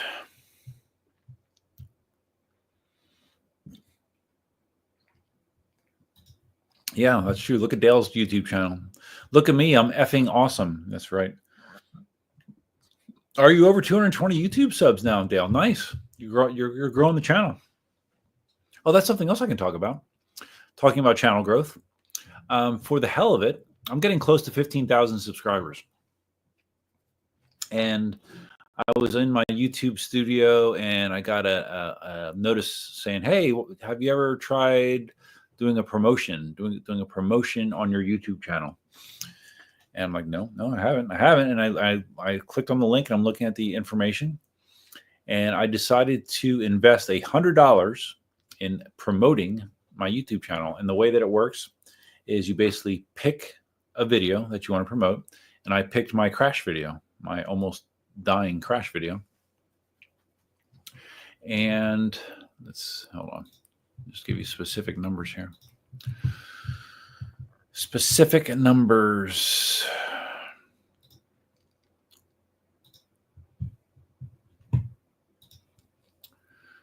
Promotions. Okay. So I spent $100. It ran for, I don't know, probably between 2 and 3 weeks, maybe something like that. And during that period, it promoted the video 29,645 times. That means that they showed it to people to encourage them to watch it that many times. It was actually viewed 1,422 times. And then I gained, as a result, 216 subscribers. So I paid, roughly 50 cents a subscriber from that to when I used that promotion. So I don't know. I was kind of up in the air. Was it worth it? I don't know. I was thinking to myself, do I want to do another one so I can get to that 15,000 faster? Because right now I'm at 14,683. If I got another 200 to 300 subscribers on a promotion, I would be right there knocking on the door. So I don't know. Well, we'll see. Been thinking about it. But it was interesting. It was an interesting experiment because I was not not sure if it would be worthwhile or not. And I don't know. I think I'm right on the line of sort of worthwhile, sort of, I guess, maybe. But I think probably because I'm just because I'm pushing for that goal to get to 15,000 subscribers. So maybe I'm putting more value in it than I have to. But that's what I did. A promotion. So now, since the last video, I'm jumping around a little bit. Since the last video, I've also done reviews not only on the Inmotion E20, but also the Shift Robotics Moonwalker Arrows, which we talked about earlier. They are a niche product. I think they're a niche product that thinks that they're a mainstream product because they will not be mainstream. It's funny when you look at the promotional videos of them, like you'll see people like just walking casually on the sidewalk. I saw a video of like someone walking in a grocery store with him. And of course, there's no sound. There's no sound in these videos. And there's no I don't think I've ever seen a video of what actual onlookers reactions would be. But yeah, if I saw someone walking in a grocery store with them, it would be I don't know. It probably wouldn't be a good visual. It really wouldn't. Marty like asked me to go to the local mall and wear them, and I just I couldn't do it. I couldn't do it. So the combination of them just looking odd, being expensive, and being loud, I mean, it's just not a great combination. And they've been around for, I don't know, 3 years. I guess 3 years. I can't imagine they're turning a profit. So, and they are actually supposed to pay me for that promotion, those videos I did, because a lot of times when you're sent something to review, you get to keep it. So when they reached out to me, I said, "So what do I keep these afterwards or what?" And they said, "No, you have to send them back, but we will pay you for the promotion." So supposedly they're going to pay me for reviewing it. I don't know. I'm not counting on ever seeing that money. I don't know. We'll see. But it's been interesting. It's been an interesting experience. Oh wait, but someone else did a super chat. Who did this? Simon did? What the heck, Simon? Thanks, buddy. You're already a channel member. Oh, no, you're not. Are you not? Oh, you're not a channel member. I thought you were, Simon. Are you not? Let me see. Oh, you are? Yeah, you are a channel member. Okay. Here's a bit of coffee money to offset your promotion spend. Thanks, man. That's nice of you. I appreciate that. Well, see, that's going to encourage me to do another promotion. Why not? Why not? Larry says, YouTuber Shoosh doesn't ride the way I do, and I don't relate to him. Yeah, I don't know. I don't know that I have that rule personally. I don't mind watching people that don't ride like me. But I do understand your point, Larry. I do understand it because you get the most out of someone that rides in a way similar to you do. I understand you would get the most enjoyment or whatever out of that situation. And who's texting me now? No, it's Dale now.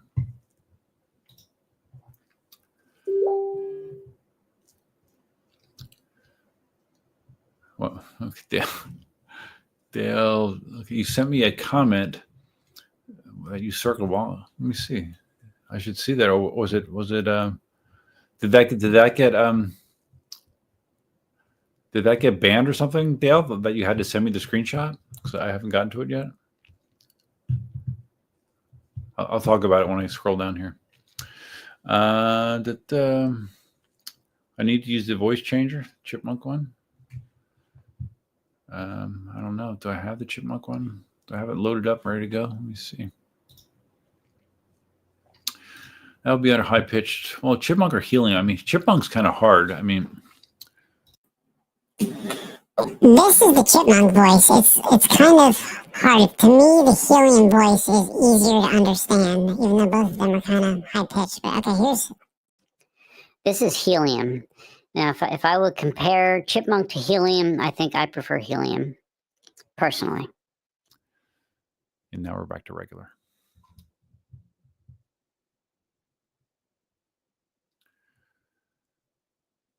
Dale says heaps of people hate me for speaking up. Yeah, Dale, that's true. That is true. Growing old and having fun. I found gold, Duff. I'm rich. What? You're rich? Really? Congratulations. Remember small little YouTubers when you're rich and famous, growing old and having fun. Garrett Taylor, my Garrett channel member, Garrett, who I've ridden the swamp with down here. I like Wrong Way. Push for some good things that actually came to fruition. Smart BMS being a huge one. Yeah. I guess it's just a matter of like, how do you really know how much weight or influence that carries? When he brings something up like that, I don't know. I don't know. Are manufacturers, like when manufacturers hear criticism from Wrong Way, like if he says jump, did they say how high? I doubt it, but yeah, I don't know. No, I think he's advocated for good things as well, Garrett. Yeah, for sure.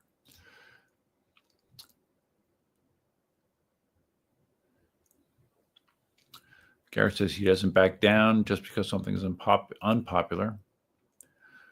Right. Yeah. I don't disagree. But I think sometimes maybe his stance on things could be re-examined, before he put something out there on the internet. I think he would probably benefit from taking a breath and maybe re-examining what he wants to say.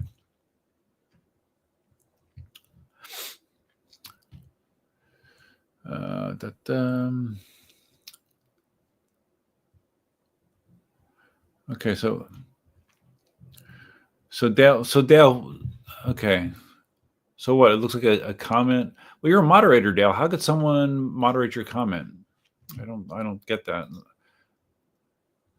Because right after Simon's comment, which I'm looking in StreamYard, but it looks like Dale posted something that said, "Shame, Marty won't put me back in the .org group." Well, how do you know it's Marty, Dale? Because there's various moderators in that group. It's not just Marty. But he got banned because Tarzan made me a sub on the Unbiased group. I was hoping the admins would see how wrong that is, but hey, cough, cough, Marty. Yeah, I don't know that you can put that in Marty's lap, Dale. Because, like I said, there's a lot of moderators. At least last time I knew there was a handful of moderators for that group.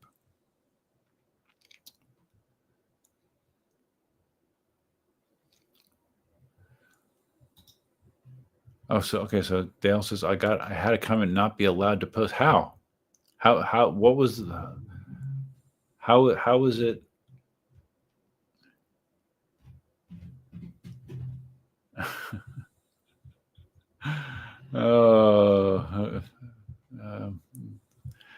Oh yeah, I really should write a book someday, guys. I really should. Behind the scenes. Yeah, it's funny. I don't know if I talked about this before. I probably have. I know I've talked about like how I have a blog, and my dad years and years ago, he got the idea that it would be cool to. And if I talked about this before, I apologize. He got this idea that it would be cool to take my blog entries and turn them into a hardcover book. And I've been doing the blog since late 2003, so there's a lot of stuff. So I have in my house somewhere, probably, I don't know, 8 or 9, because what he does is like every year he sends me like the next edition, and this is only covering like 10 years of the blog. So I have these hardcover versions of my blog entries, which is kind of weird. It probably wouldn't interest anybody but me. I'll probably die with them, I guess, but I have them. But my point was, he titled them. He came up with the idea of titling these Inside Out, basically. So meaning that this is basically what's inside of me is being put out there for other people to digest. And that's true about the blog. That's true about anything you put on the internet, right? You're taking something that's inside of you and you're putting it out there, and then you're seeing what happens with it. So if I wrote my own book, I might call it Inside Out, because there's been a lot of stuff inside that if I put it out, I mean, oh my God, I mean, Jesus, my life's a freaking circus. It's a circus. It's a circus. But it's it's not boring. Let's put it that way. It's not boring for sure. Let's see. Jeduardo Vega. I don't know if I've ever seen you on a live stream before, Jeduardo. Anything about the new Patton S? Love your videos. We talked about it earlier, that as far as we can determine, or I can determine, the two biggest improvements to the Patton S are the lighter weight due to using magnesium parts in certain areas to cut roughly 8 pounds off the overall weight of the Patton, which is nice. And the what was the other thing? Oh, the Smart BMS, using a Smart BMS. That is an improvement as well. Otherwise, spec-wise, it's similar. It's still a 126-volt platform. It's still the same battery pack size, 2,200 watt-hours. So to me, it's a little underwhelming as far as a new release. And maybe that's why it's only, if you go on eWheels, it's only $100 more than the original Patton. You know, the new and improved Patton S is only $100 more. So it's better. It's better. It's just not crazy better. That being said, I love the Patton. I love my original Patton. I have a first gen or a first batch 1 Patton. I love it. Still holding by that it would be my favorite wheel. If I had to get rid of all my wheels, I'd probably keep the Patton. Hold on, I have to answer this chat. Okay. Hold on.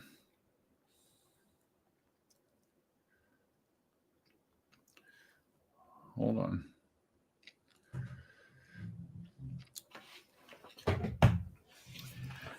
Okay. So, anyways, yeah. I mean, the Patton in general is a really good wheel. I just wish they would have maybe made the Patton S 151 volt platform.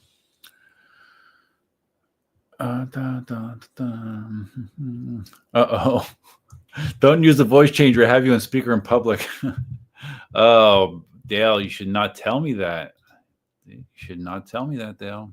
Come on now. Hold on. Where is yeah.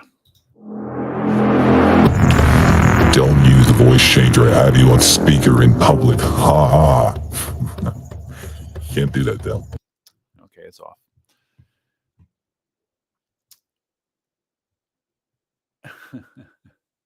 Yeah, helium is good. Helium beats chipmunk in my book.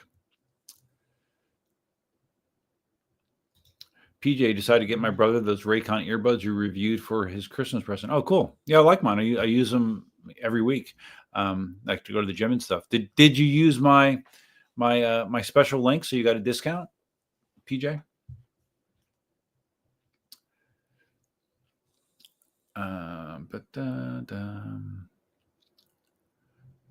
I'm reading.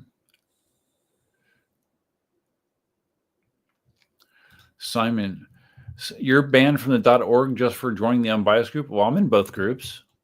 Should I not say that? Does that mean I'm gonna get banned? Is that what they were doing? If you were in the unbiased group, you got banned? That doesn't sound. It doesn't sound right.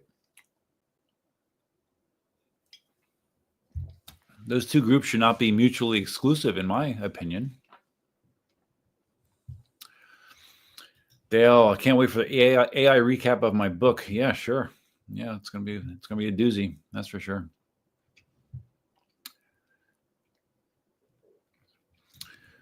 Larry says, my dad's correct. It would make a great book, and people love non-fictional, real-world stuff. Well, someday I'll have to dig them all out and stack them up, and you'll see how many I have. Dale says, we need to pressure Uncle Marty to spearhead the reintroduction of those banned for stupid reasons. I can tell you, knowing Marty doesn't give an F. And if you had any success getting him to, if you had any success petitioning Marty to make that change, I would be amazed. Amazed.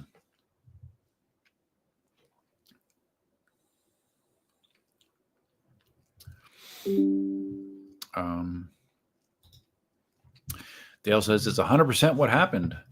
One of the admin got pissed with Tarzan and they went crazy kicking people out that joined the unbiased group. It was pathetic. Well, who was it? It wasn't Marty. I mean, Marty didn't do that. He wouldn't do that. He doesn't care enough. Maybe Marty should give an F. You don't know Marty very well, Dale. You don't know. Marty doesn't like to get pulled into extraneous BS.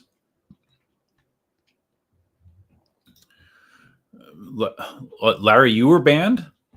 What? Because you went into the unbiased group? I didn't know you were banned. Marty offered to intervene. I don't think he cares what is posted. No, he doesn't care. But Marty doesn't like when people post negative things about him. I know he doesn't like that. Like, I don't think he's scared to block someone. Like if someone is like talking shit on his YouTube videos, like commenting, he has no problem just blocking them because he doesn't want to deal with them. Simon says, the day after I joined Unbiased, I was banned from the .org. There's no other reason I could see, as I hadn't posted or commented in that group in ages. Yeah, that's... Huh. Yeah, I didn't know that went on. I had no idea.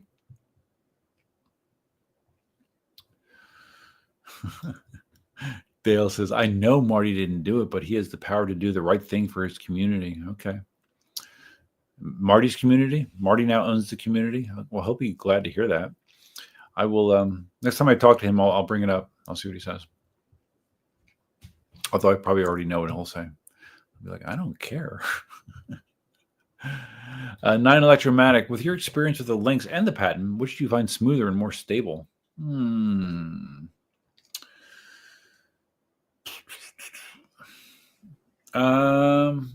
mean, I've never had problems with smoothness or stability on the Patton. Physics would tell you that the links would be more stable. It's a bigger wheel. Should be more stable. There are people, Dawn being one of them, that have said that the Patton has issues with flex and wobbles. When I had the demo from eWheels, and when I had the demo from eWheels, I definitely did not notice wobbles. When I borrowed Larry's links out in LA, when I was out there in, was it June or July when I borrowed it? Probably both times, Larry. I don't remember. But when I borrowed it, yeah, I did notice some wobbles, like when I was doing the Baldy ride, you know, where I was carrying more speed and like going around corners and stuff at higher speeds. Yeah, I did see some wobbles, but it was stuff that I could handle. So yeah, I don't like, how fast do you want to go, 9 Electromatic? If you only need to go 40 miles an hour, the Patton is fine, and and you'll get 50 miles of range, and it'll be a smaller format that is more maneuverable and agile. So it all depends, like what kind of speed you need. If you need to go faster, a Lynx technically can go faster. Oh, Larry was banned for the racist dragon photo. That's right. Yeah, we told that story. Which is a monster shot with me riding Mothra and Mothra twins, banned for racism. And what, it was like racist against what? Japanese people? Is that was the thought? Like you were mocking Japanese people?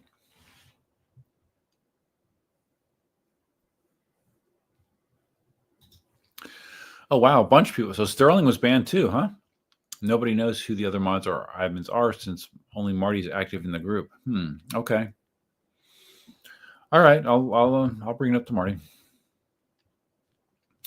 I mean, there's a possibility he doesn't know this. I don't know. Maybe he doesn't even know that occurred.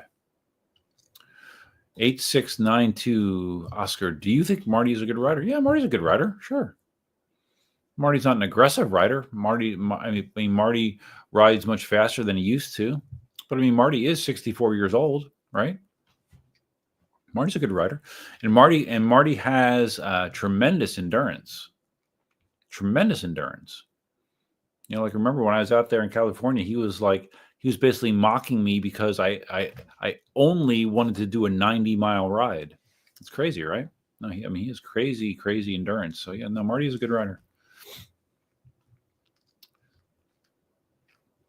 Does he do crazy tricks? Does he jump? No, but most people don't. So no, Marty's a good rider. Murray says, a question for OG Sherman riders. I have ripped the stem off the tube, so need to change the tube. It has a narrow rim. I have a new wider rim. Is the wider rim better, or should I leave the narrow rim? If you look at my channel, Murray, there is a video where I got the replacement rim, the replacement motor. Yeah, it was a whole motor, wasn't it? Yeah, with a wider rim. Or was it just the rim? I don't remember now, but I have a video where I installed that. You may remember that at least some of those wider rims that they said was better for seating tires, right? But I think the wider rims were the ones that had the problems with being brittle. Remember those videos of like Sherman rims just being like exploded because they were brittle? I think those were the wider rims, if I'm not mistaken. Now, hopefully that problem has been fixed because that was a long time ago. But if I'm not mistaken, I think the wider rims were the ones that were brittle.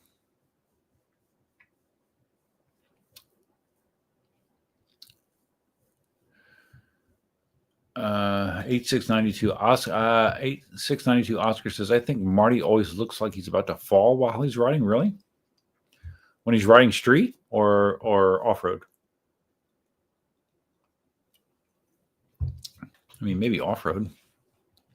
I mean, off-road's difficult. It's difficult. Believe me, I know. In my limited exposure to some of the off-road riding that they do out there, it's difficult.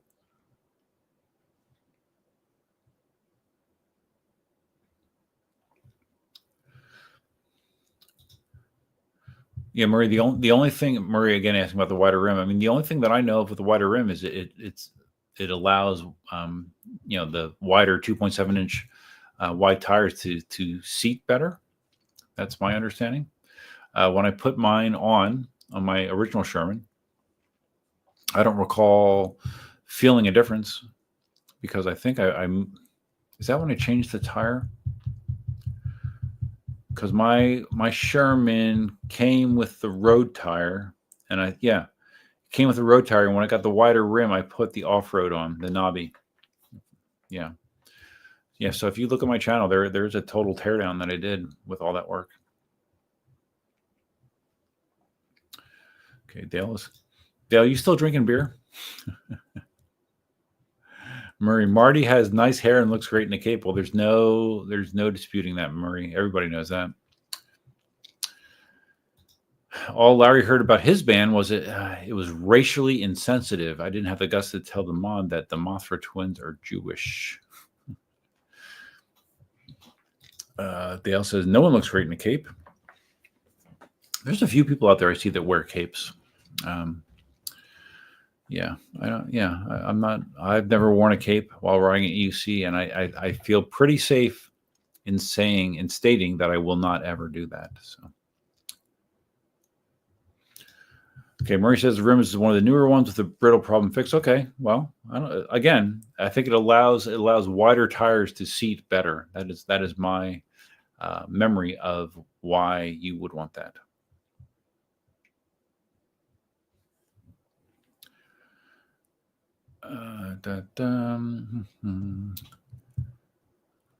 Larry says Marty's a fantastic rider. He just does what he wants, and that's not everyone's cup of tea. That's true too.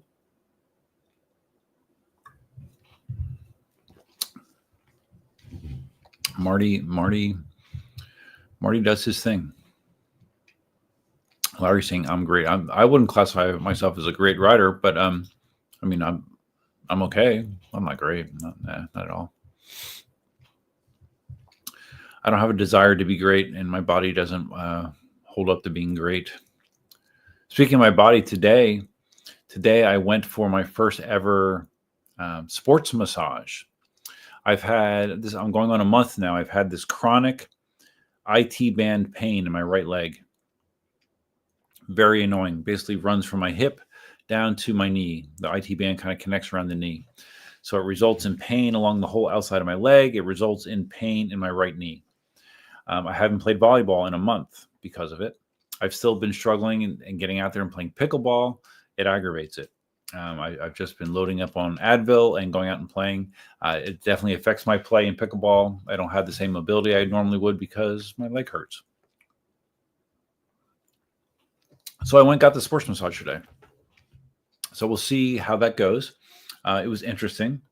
She used some sort of like electrical device, and not electro stim, but it's like, it almost felt like I had like a constant bee sting going on, basically. She moved it along different spots on my leg and like up in my hip, and she would be zapping me with like that. And I didn't voice the pain level, because it was kind of painful. But basically, I asked her, so what does that do? And she said, I guess it makes the muscle relax, because she said the muscles in my hips, the psoas and the was it the TF or TFL or whatever. She said they're like rocks on me, like they're super, super tight. And having tight hips, like, kind of affects everything. It affects everything. So she did a lot of work on them. I think I'm going to try to get this done on a more regular basis, and see. I mean, it feels better now, but it's not great. I mean, it's most days I'm walking for a good portion of the day with a limp. I really am, because it hurts. It hurts. So I'm hoping I can get that fixed up, because I was trying doing foam rolling and exercises on my own, and I just was not getting relief. She gave me some other movements and stretching I can do as well to hopefully release that IT band. I had IT band problems in the past, and it had gone away for a while, but now it's back, and it sucks. Now Dale is vaping. Okay, drinking and vaping. Gotcha.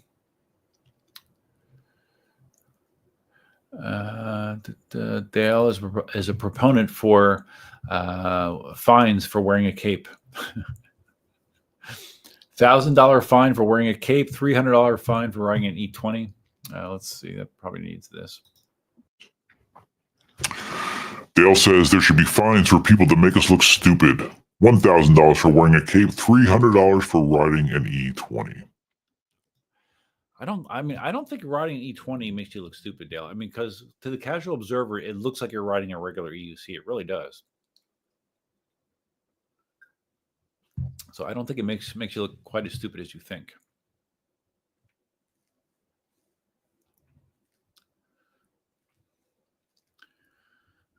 We have off-color jokes being told by Murray. I'm going to skip over those. Dale is critical of bestowing a fantastic rider status on people that he does not think are fantastic riders. That's okay. All right. So one of the other things that I was talking about in my description for this live stream is the holiday outlook. My holiday outlook this year in 2024. Up until recently, I was considering just like not doing anything for Christmas. Like I wasn't going to put up any decorations. I wasn't going to do anything really. I recently decided to put up my Christmas tree, which you can't see. It's out there in the main living space. I did it a little differently this year. Last year, I was living with my ex-girlfriend, and she wanted to have the Christmas tree in front of the main window. In order for that to happen, I had to take the dining room table and relocate it over into the kitchen to make space for that. And those of you that have seen any videos that I've done in the last year, basically, know that one corner of the kitchen I've kind of turned into my EUC garage. I have my workmate there. I have a bunch of wheels out there. Is it the most fashionable thing to have? I guess. No. But anyways, I have all my wheels in that bench set up there. I'm like, I don't really want to move that. So I decided to leave the table as is, and I just stuck the tree. Let's see. I can probably show you this.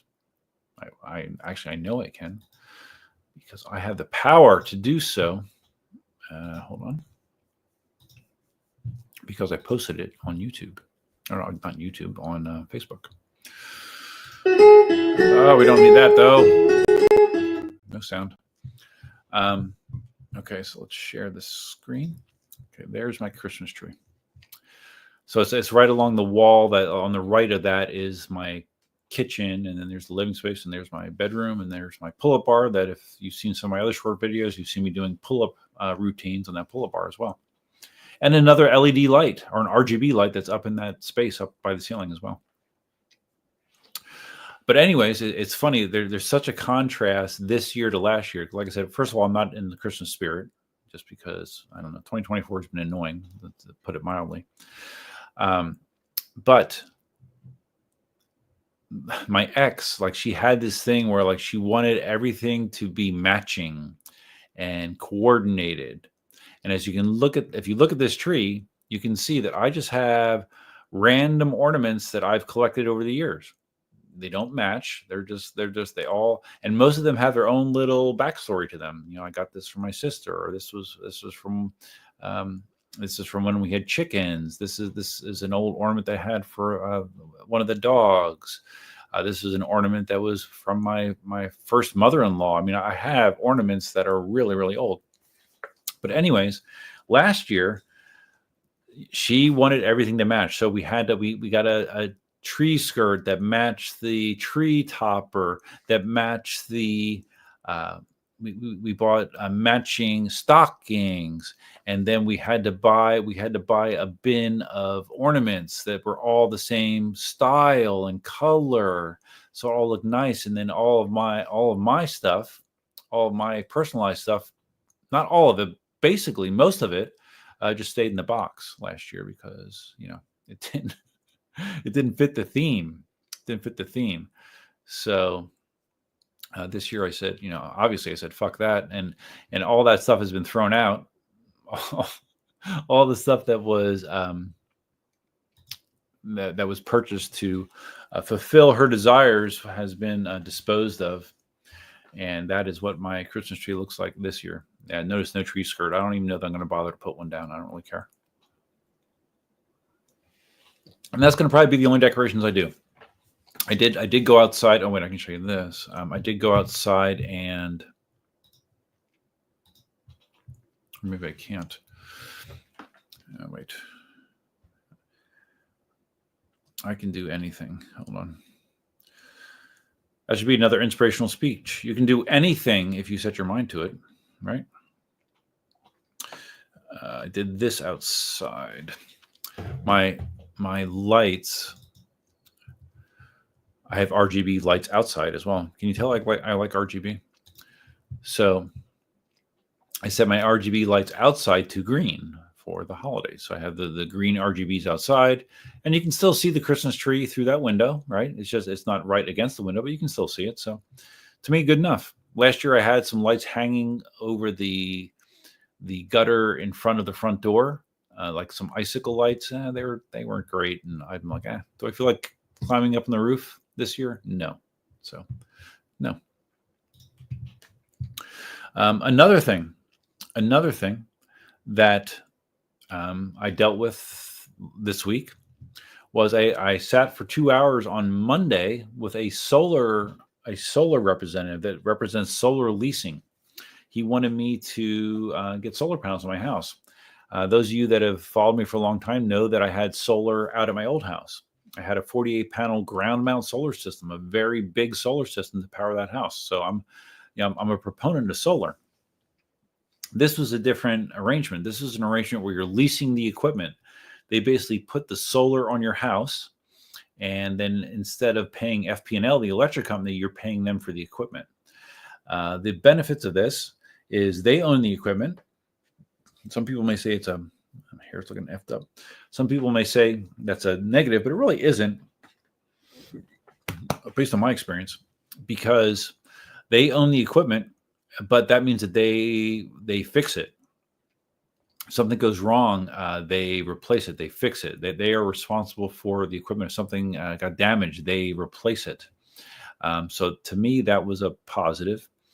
The rate that I would pay is slightly less than what my average electric bill would be. Like if you took all my electric costs for last year divided by 12, what I would be paying is less, not tons less, but less.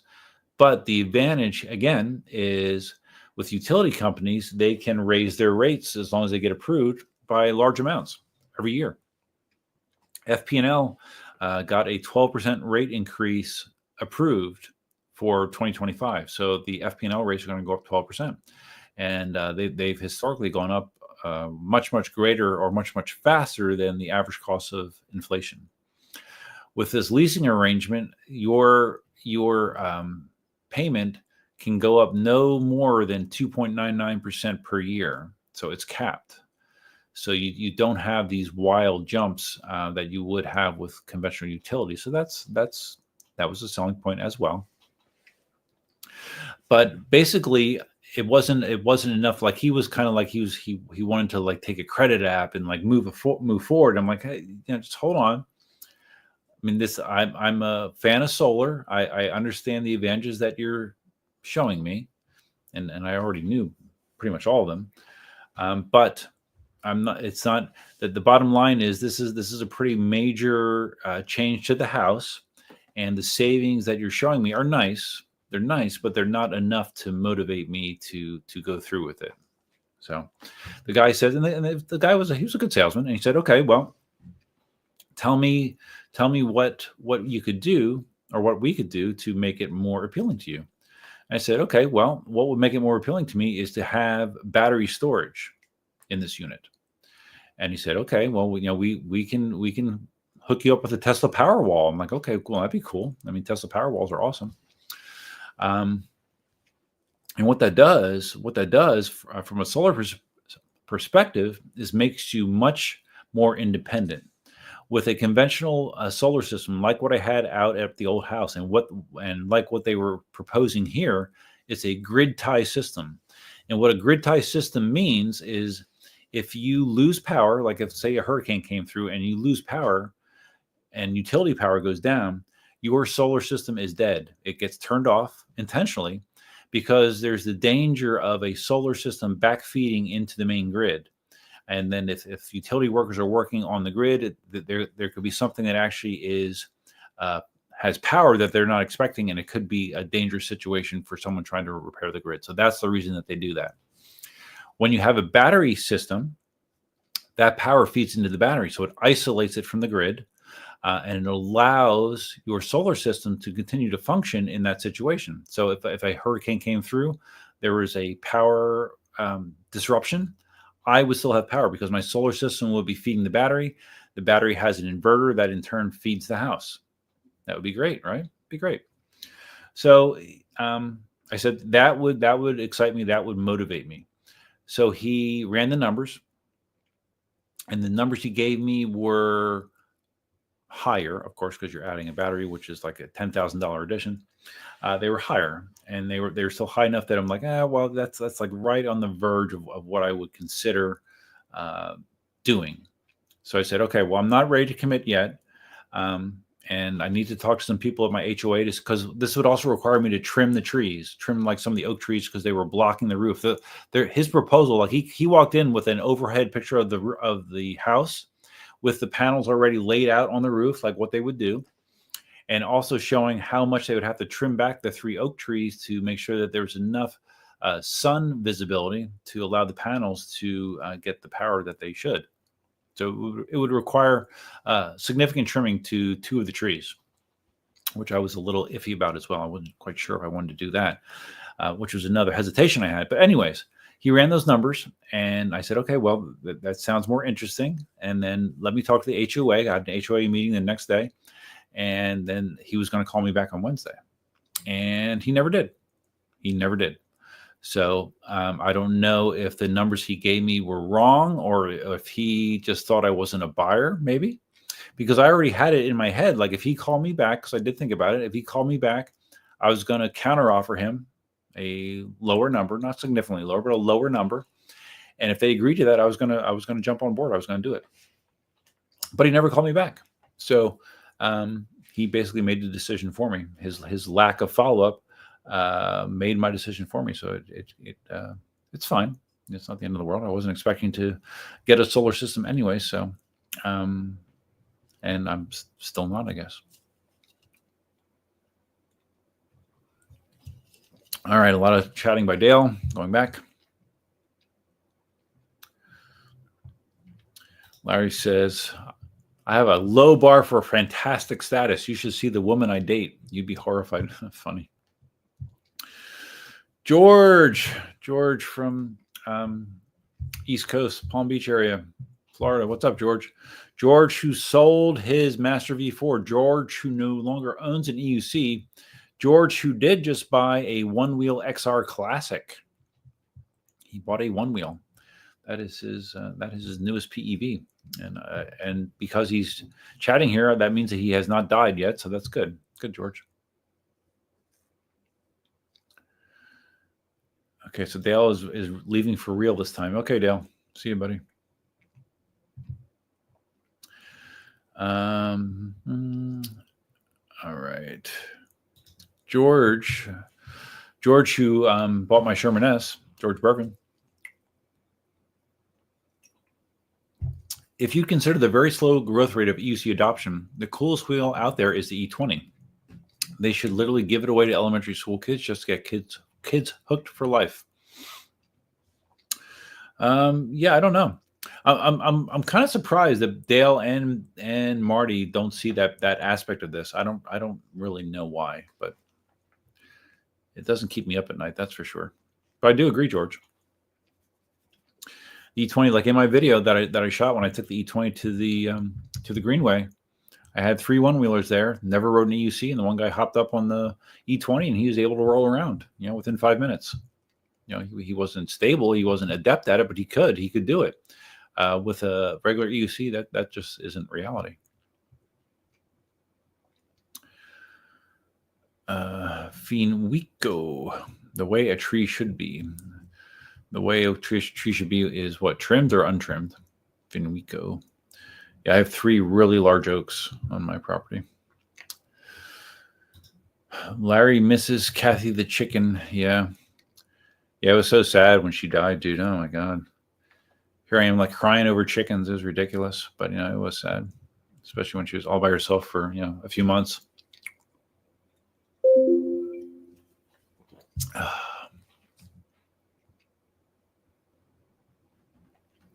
Finwico, a tree should tell a story. Yeah, I'm sure trees could tell some pretty impressive stories, especially since some of them live so long.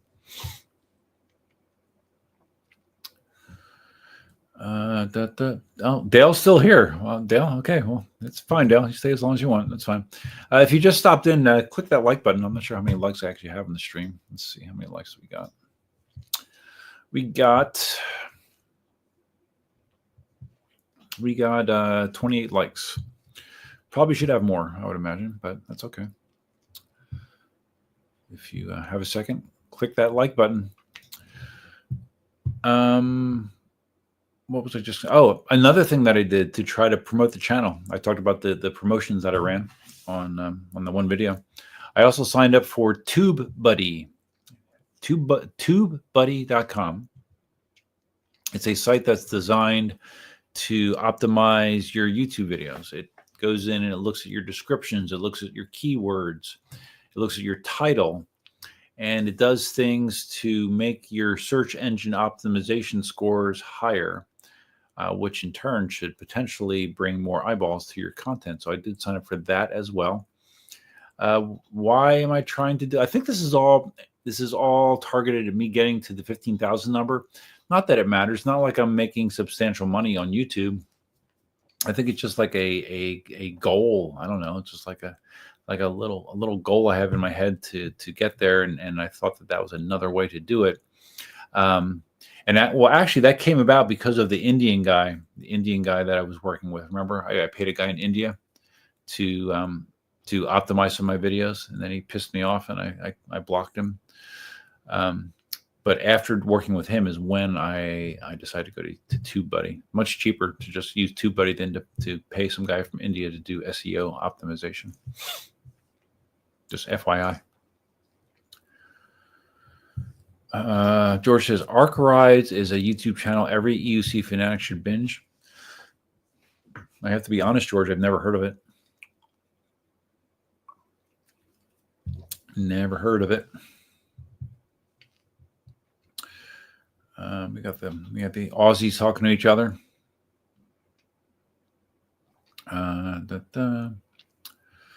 George says FP&L is F now that Russia will no longer sell uranium to the U.S. FP&L is?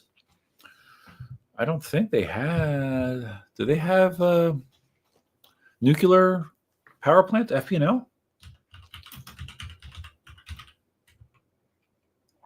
If they are, I didn't know about that. Okay, clean energy nuclear. Okay, it looks like they have one. It looks like there's one nuclear power plant for FP&L in St. Lucie, Florida. I did not know that. It's been in operation since 1976. Wow, I had no idea. I didn't even know that there was nuclear power stations in Florida. To be honest with you, George. What, Russia is a big uranium supplier? I was not aware of that either.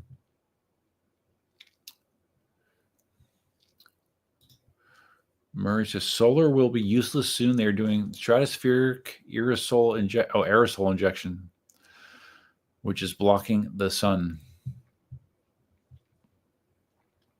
Oh yeah, well we're trying to cause a mass extinction event, Murray. Maybe. Murray says solar and battery is a much better idea. Yeah, like I said, if he would have followed up and he would have been able to come down a little bit, I would have done it. It was going to be a 10 kilowatt battery, which isn't enough to power the whole house. Like to do the whole house, everything. Like if I wanted to just run normally, I probably would have needed a 20 watt hour battery. Not, did I say kilowatts? Watt hour battery. 20 kilowatt hour battery, which would be 2 power walls. But that jumped the price up way too much. But with a 10, I'd be able to, I would be able to run most things.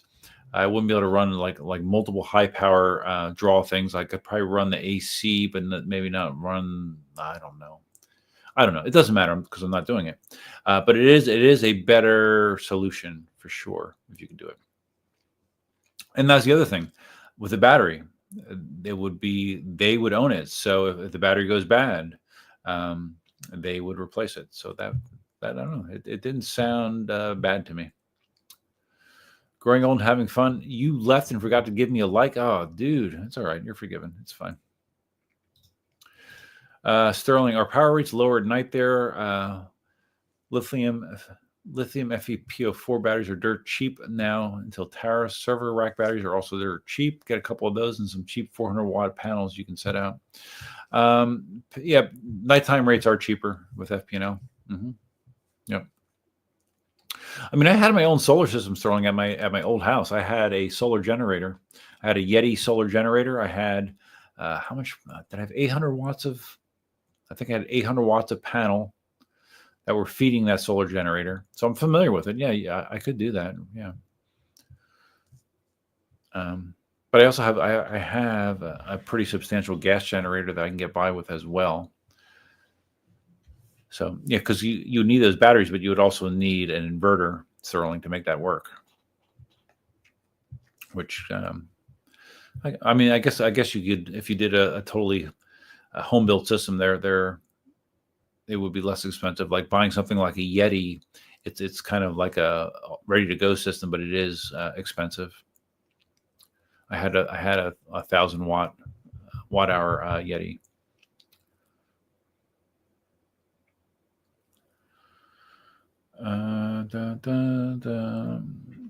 Okay, Murray says that the windmills are useless.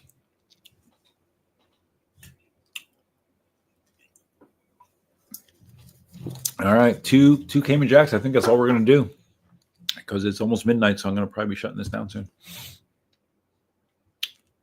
I know Murray's real big on the conspiracy theories. We've talked about this before. Oh, Finwika, you're talking about my Christmas tree. Oh, okay. Yeah, sure. On-air promo. Larry says, "Who's caught up on Cobra Kai? That show is kick-ass." Yeah, I watched the episodes that were available. Like it looks like is it just one more? Because it was left on a cliffhanger, major cliffhanger. I mean, the show is cheesy and all that kind of stuff, but I love it. I mean, I'm very entertained by it. But I don't know. Do you know when the remaining episodes are supposed to air, Larry? I have not heard.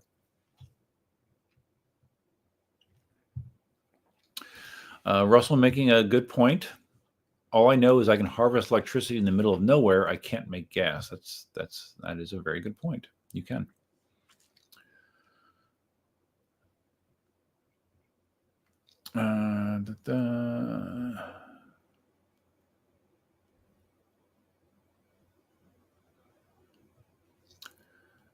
George says, imagine when you were a child and you tried out that pedal-driven unicycle. They then didn't think about it again until you discovered EUCs. Sales loss and global dominance of EUCs delayed. Yeah. No, I get it. Murray says, with the battery and solar panels, you could also plug in your Tesla as well. Yeah. No, yeah, you could. True. You could.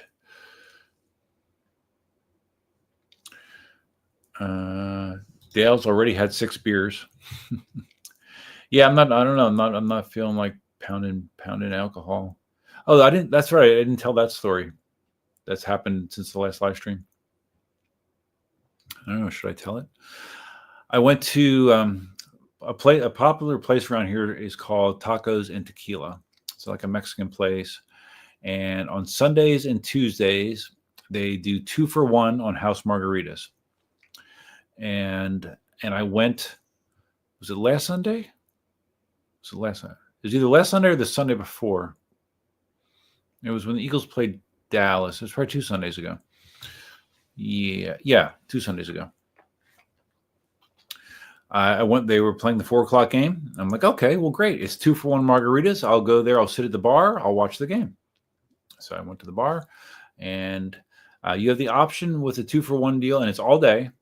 You have the option to either physically get 2 margaritas, which is what I did for the first 2 rounds. For the first 2 rounds, I got 4 individual margaritas, drank them.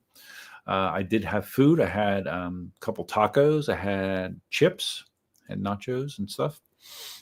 And the Eagles were beating up on the Cowboys. It was good sitting there, just chilling.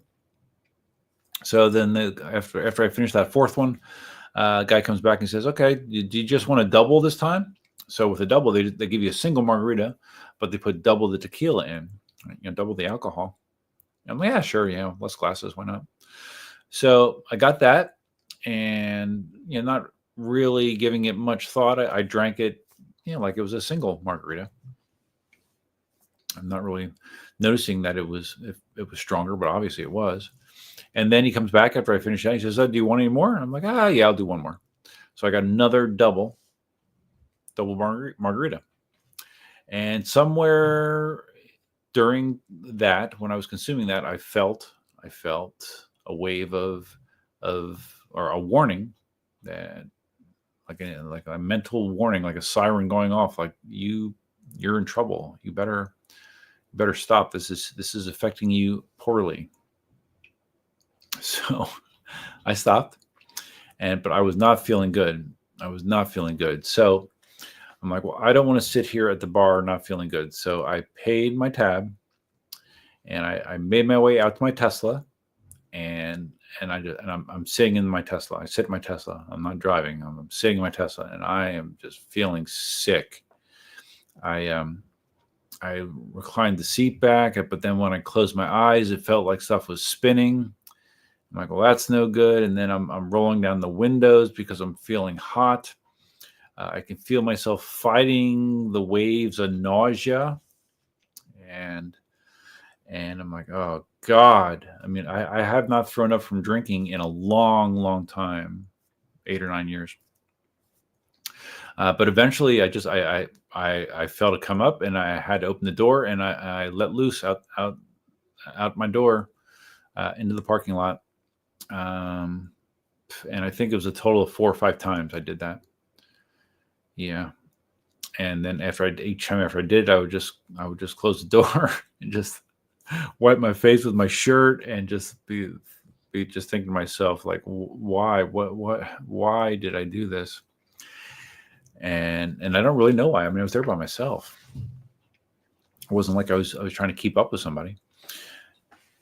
But then eventually I sat there in my car for, I don't know, at least an hour, just feeling horrible. But then eventually I'm like, okay, well, I still have the full self-driving demo enabled, which ends today, actually. And I'm like, okay, destination home, turn on full self-driving. The car drives me to, and I'm close to this place. I'm probably less than 3 or 4 miles from it. Car drives me back without me doing anything. Drives me home.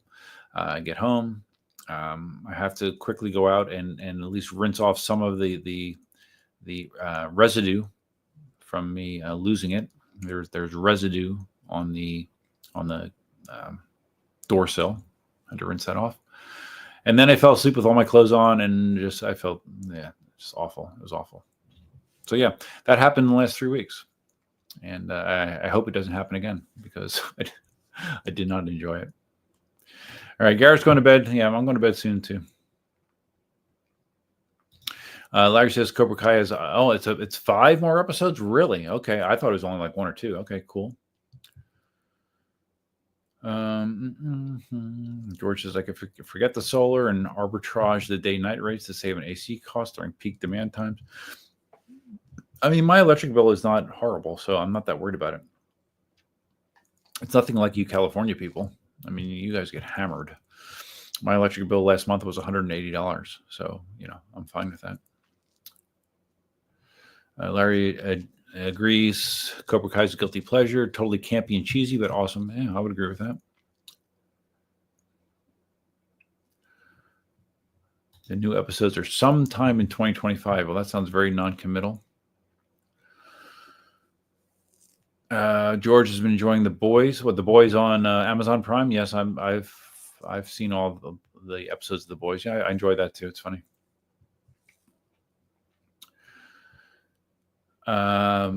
Larry says I rented the food and gave it back. Yeah, well, I gave it back to the parking lot, basically. Dale, will it self-drive if you're sitting in the back? No, it won't. The newest iterations of full self-driving, they don't require you to touch the steering wheel anymore. Like it used to be, every 20 to 30 seconds you had to interact with the steering wheel so it knew that you were paying attention. Now they've moved on to using the in-cabin camera to watch your eyes. So as long as you're more or less watching the road, it will just drive itself. You don't have to do anything, but you have to be in the front seat. Yeah, you cannot sit in the back and sleep or anything. Charles Kaiser. Hey, Duff, I love full self-driving on my Cybertruck. The Cybertruck always has EUCs in the bed. Cool, dude. Cool. Yeah, full self-driving is so much better than it used to be. So much better. I love it too. I just don't feel like paying $90 a month. Or was it? No, it's $99. I don't feel like paying $99 a month for it. But like if I get in a situation, like for some reason, if I'm hammered for some reason, I'm like, well, I can't drive. The cool thing is I can go in the Tesla app. I can say, okay, I want a 1 month subscription to full self-driving. Bam. Within a couple of minutes, I can have it and it'll be enabled in my car like that. So if I need the car to be able to drive itself, I have the ability to turn that on whenever I want. And then I would just have a month of full self-driving. So I could do it on demand. So that's kind of cool.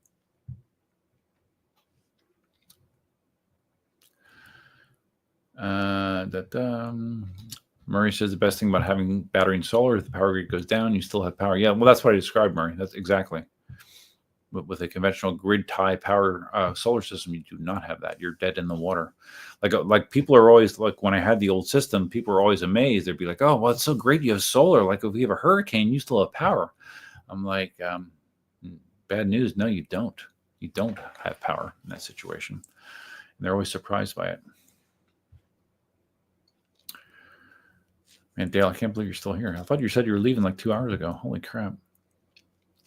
Oh, you must be drunk. Oh, you're drinking and vaping, so yeah. Yeah. Murray says, what if you're wearing sunglasses? How can Tesla see your eyes? If you're wearing sunglasses, it actually has an indicator on the screen, and it'll actually pop a message that'll say sunglasses detected. So you can't go into that mode where you don't ever have to touch the steering wheel. If it detects you have sunglasses, you do have to still interact with the steering wheel.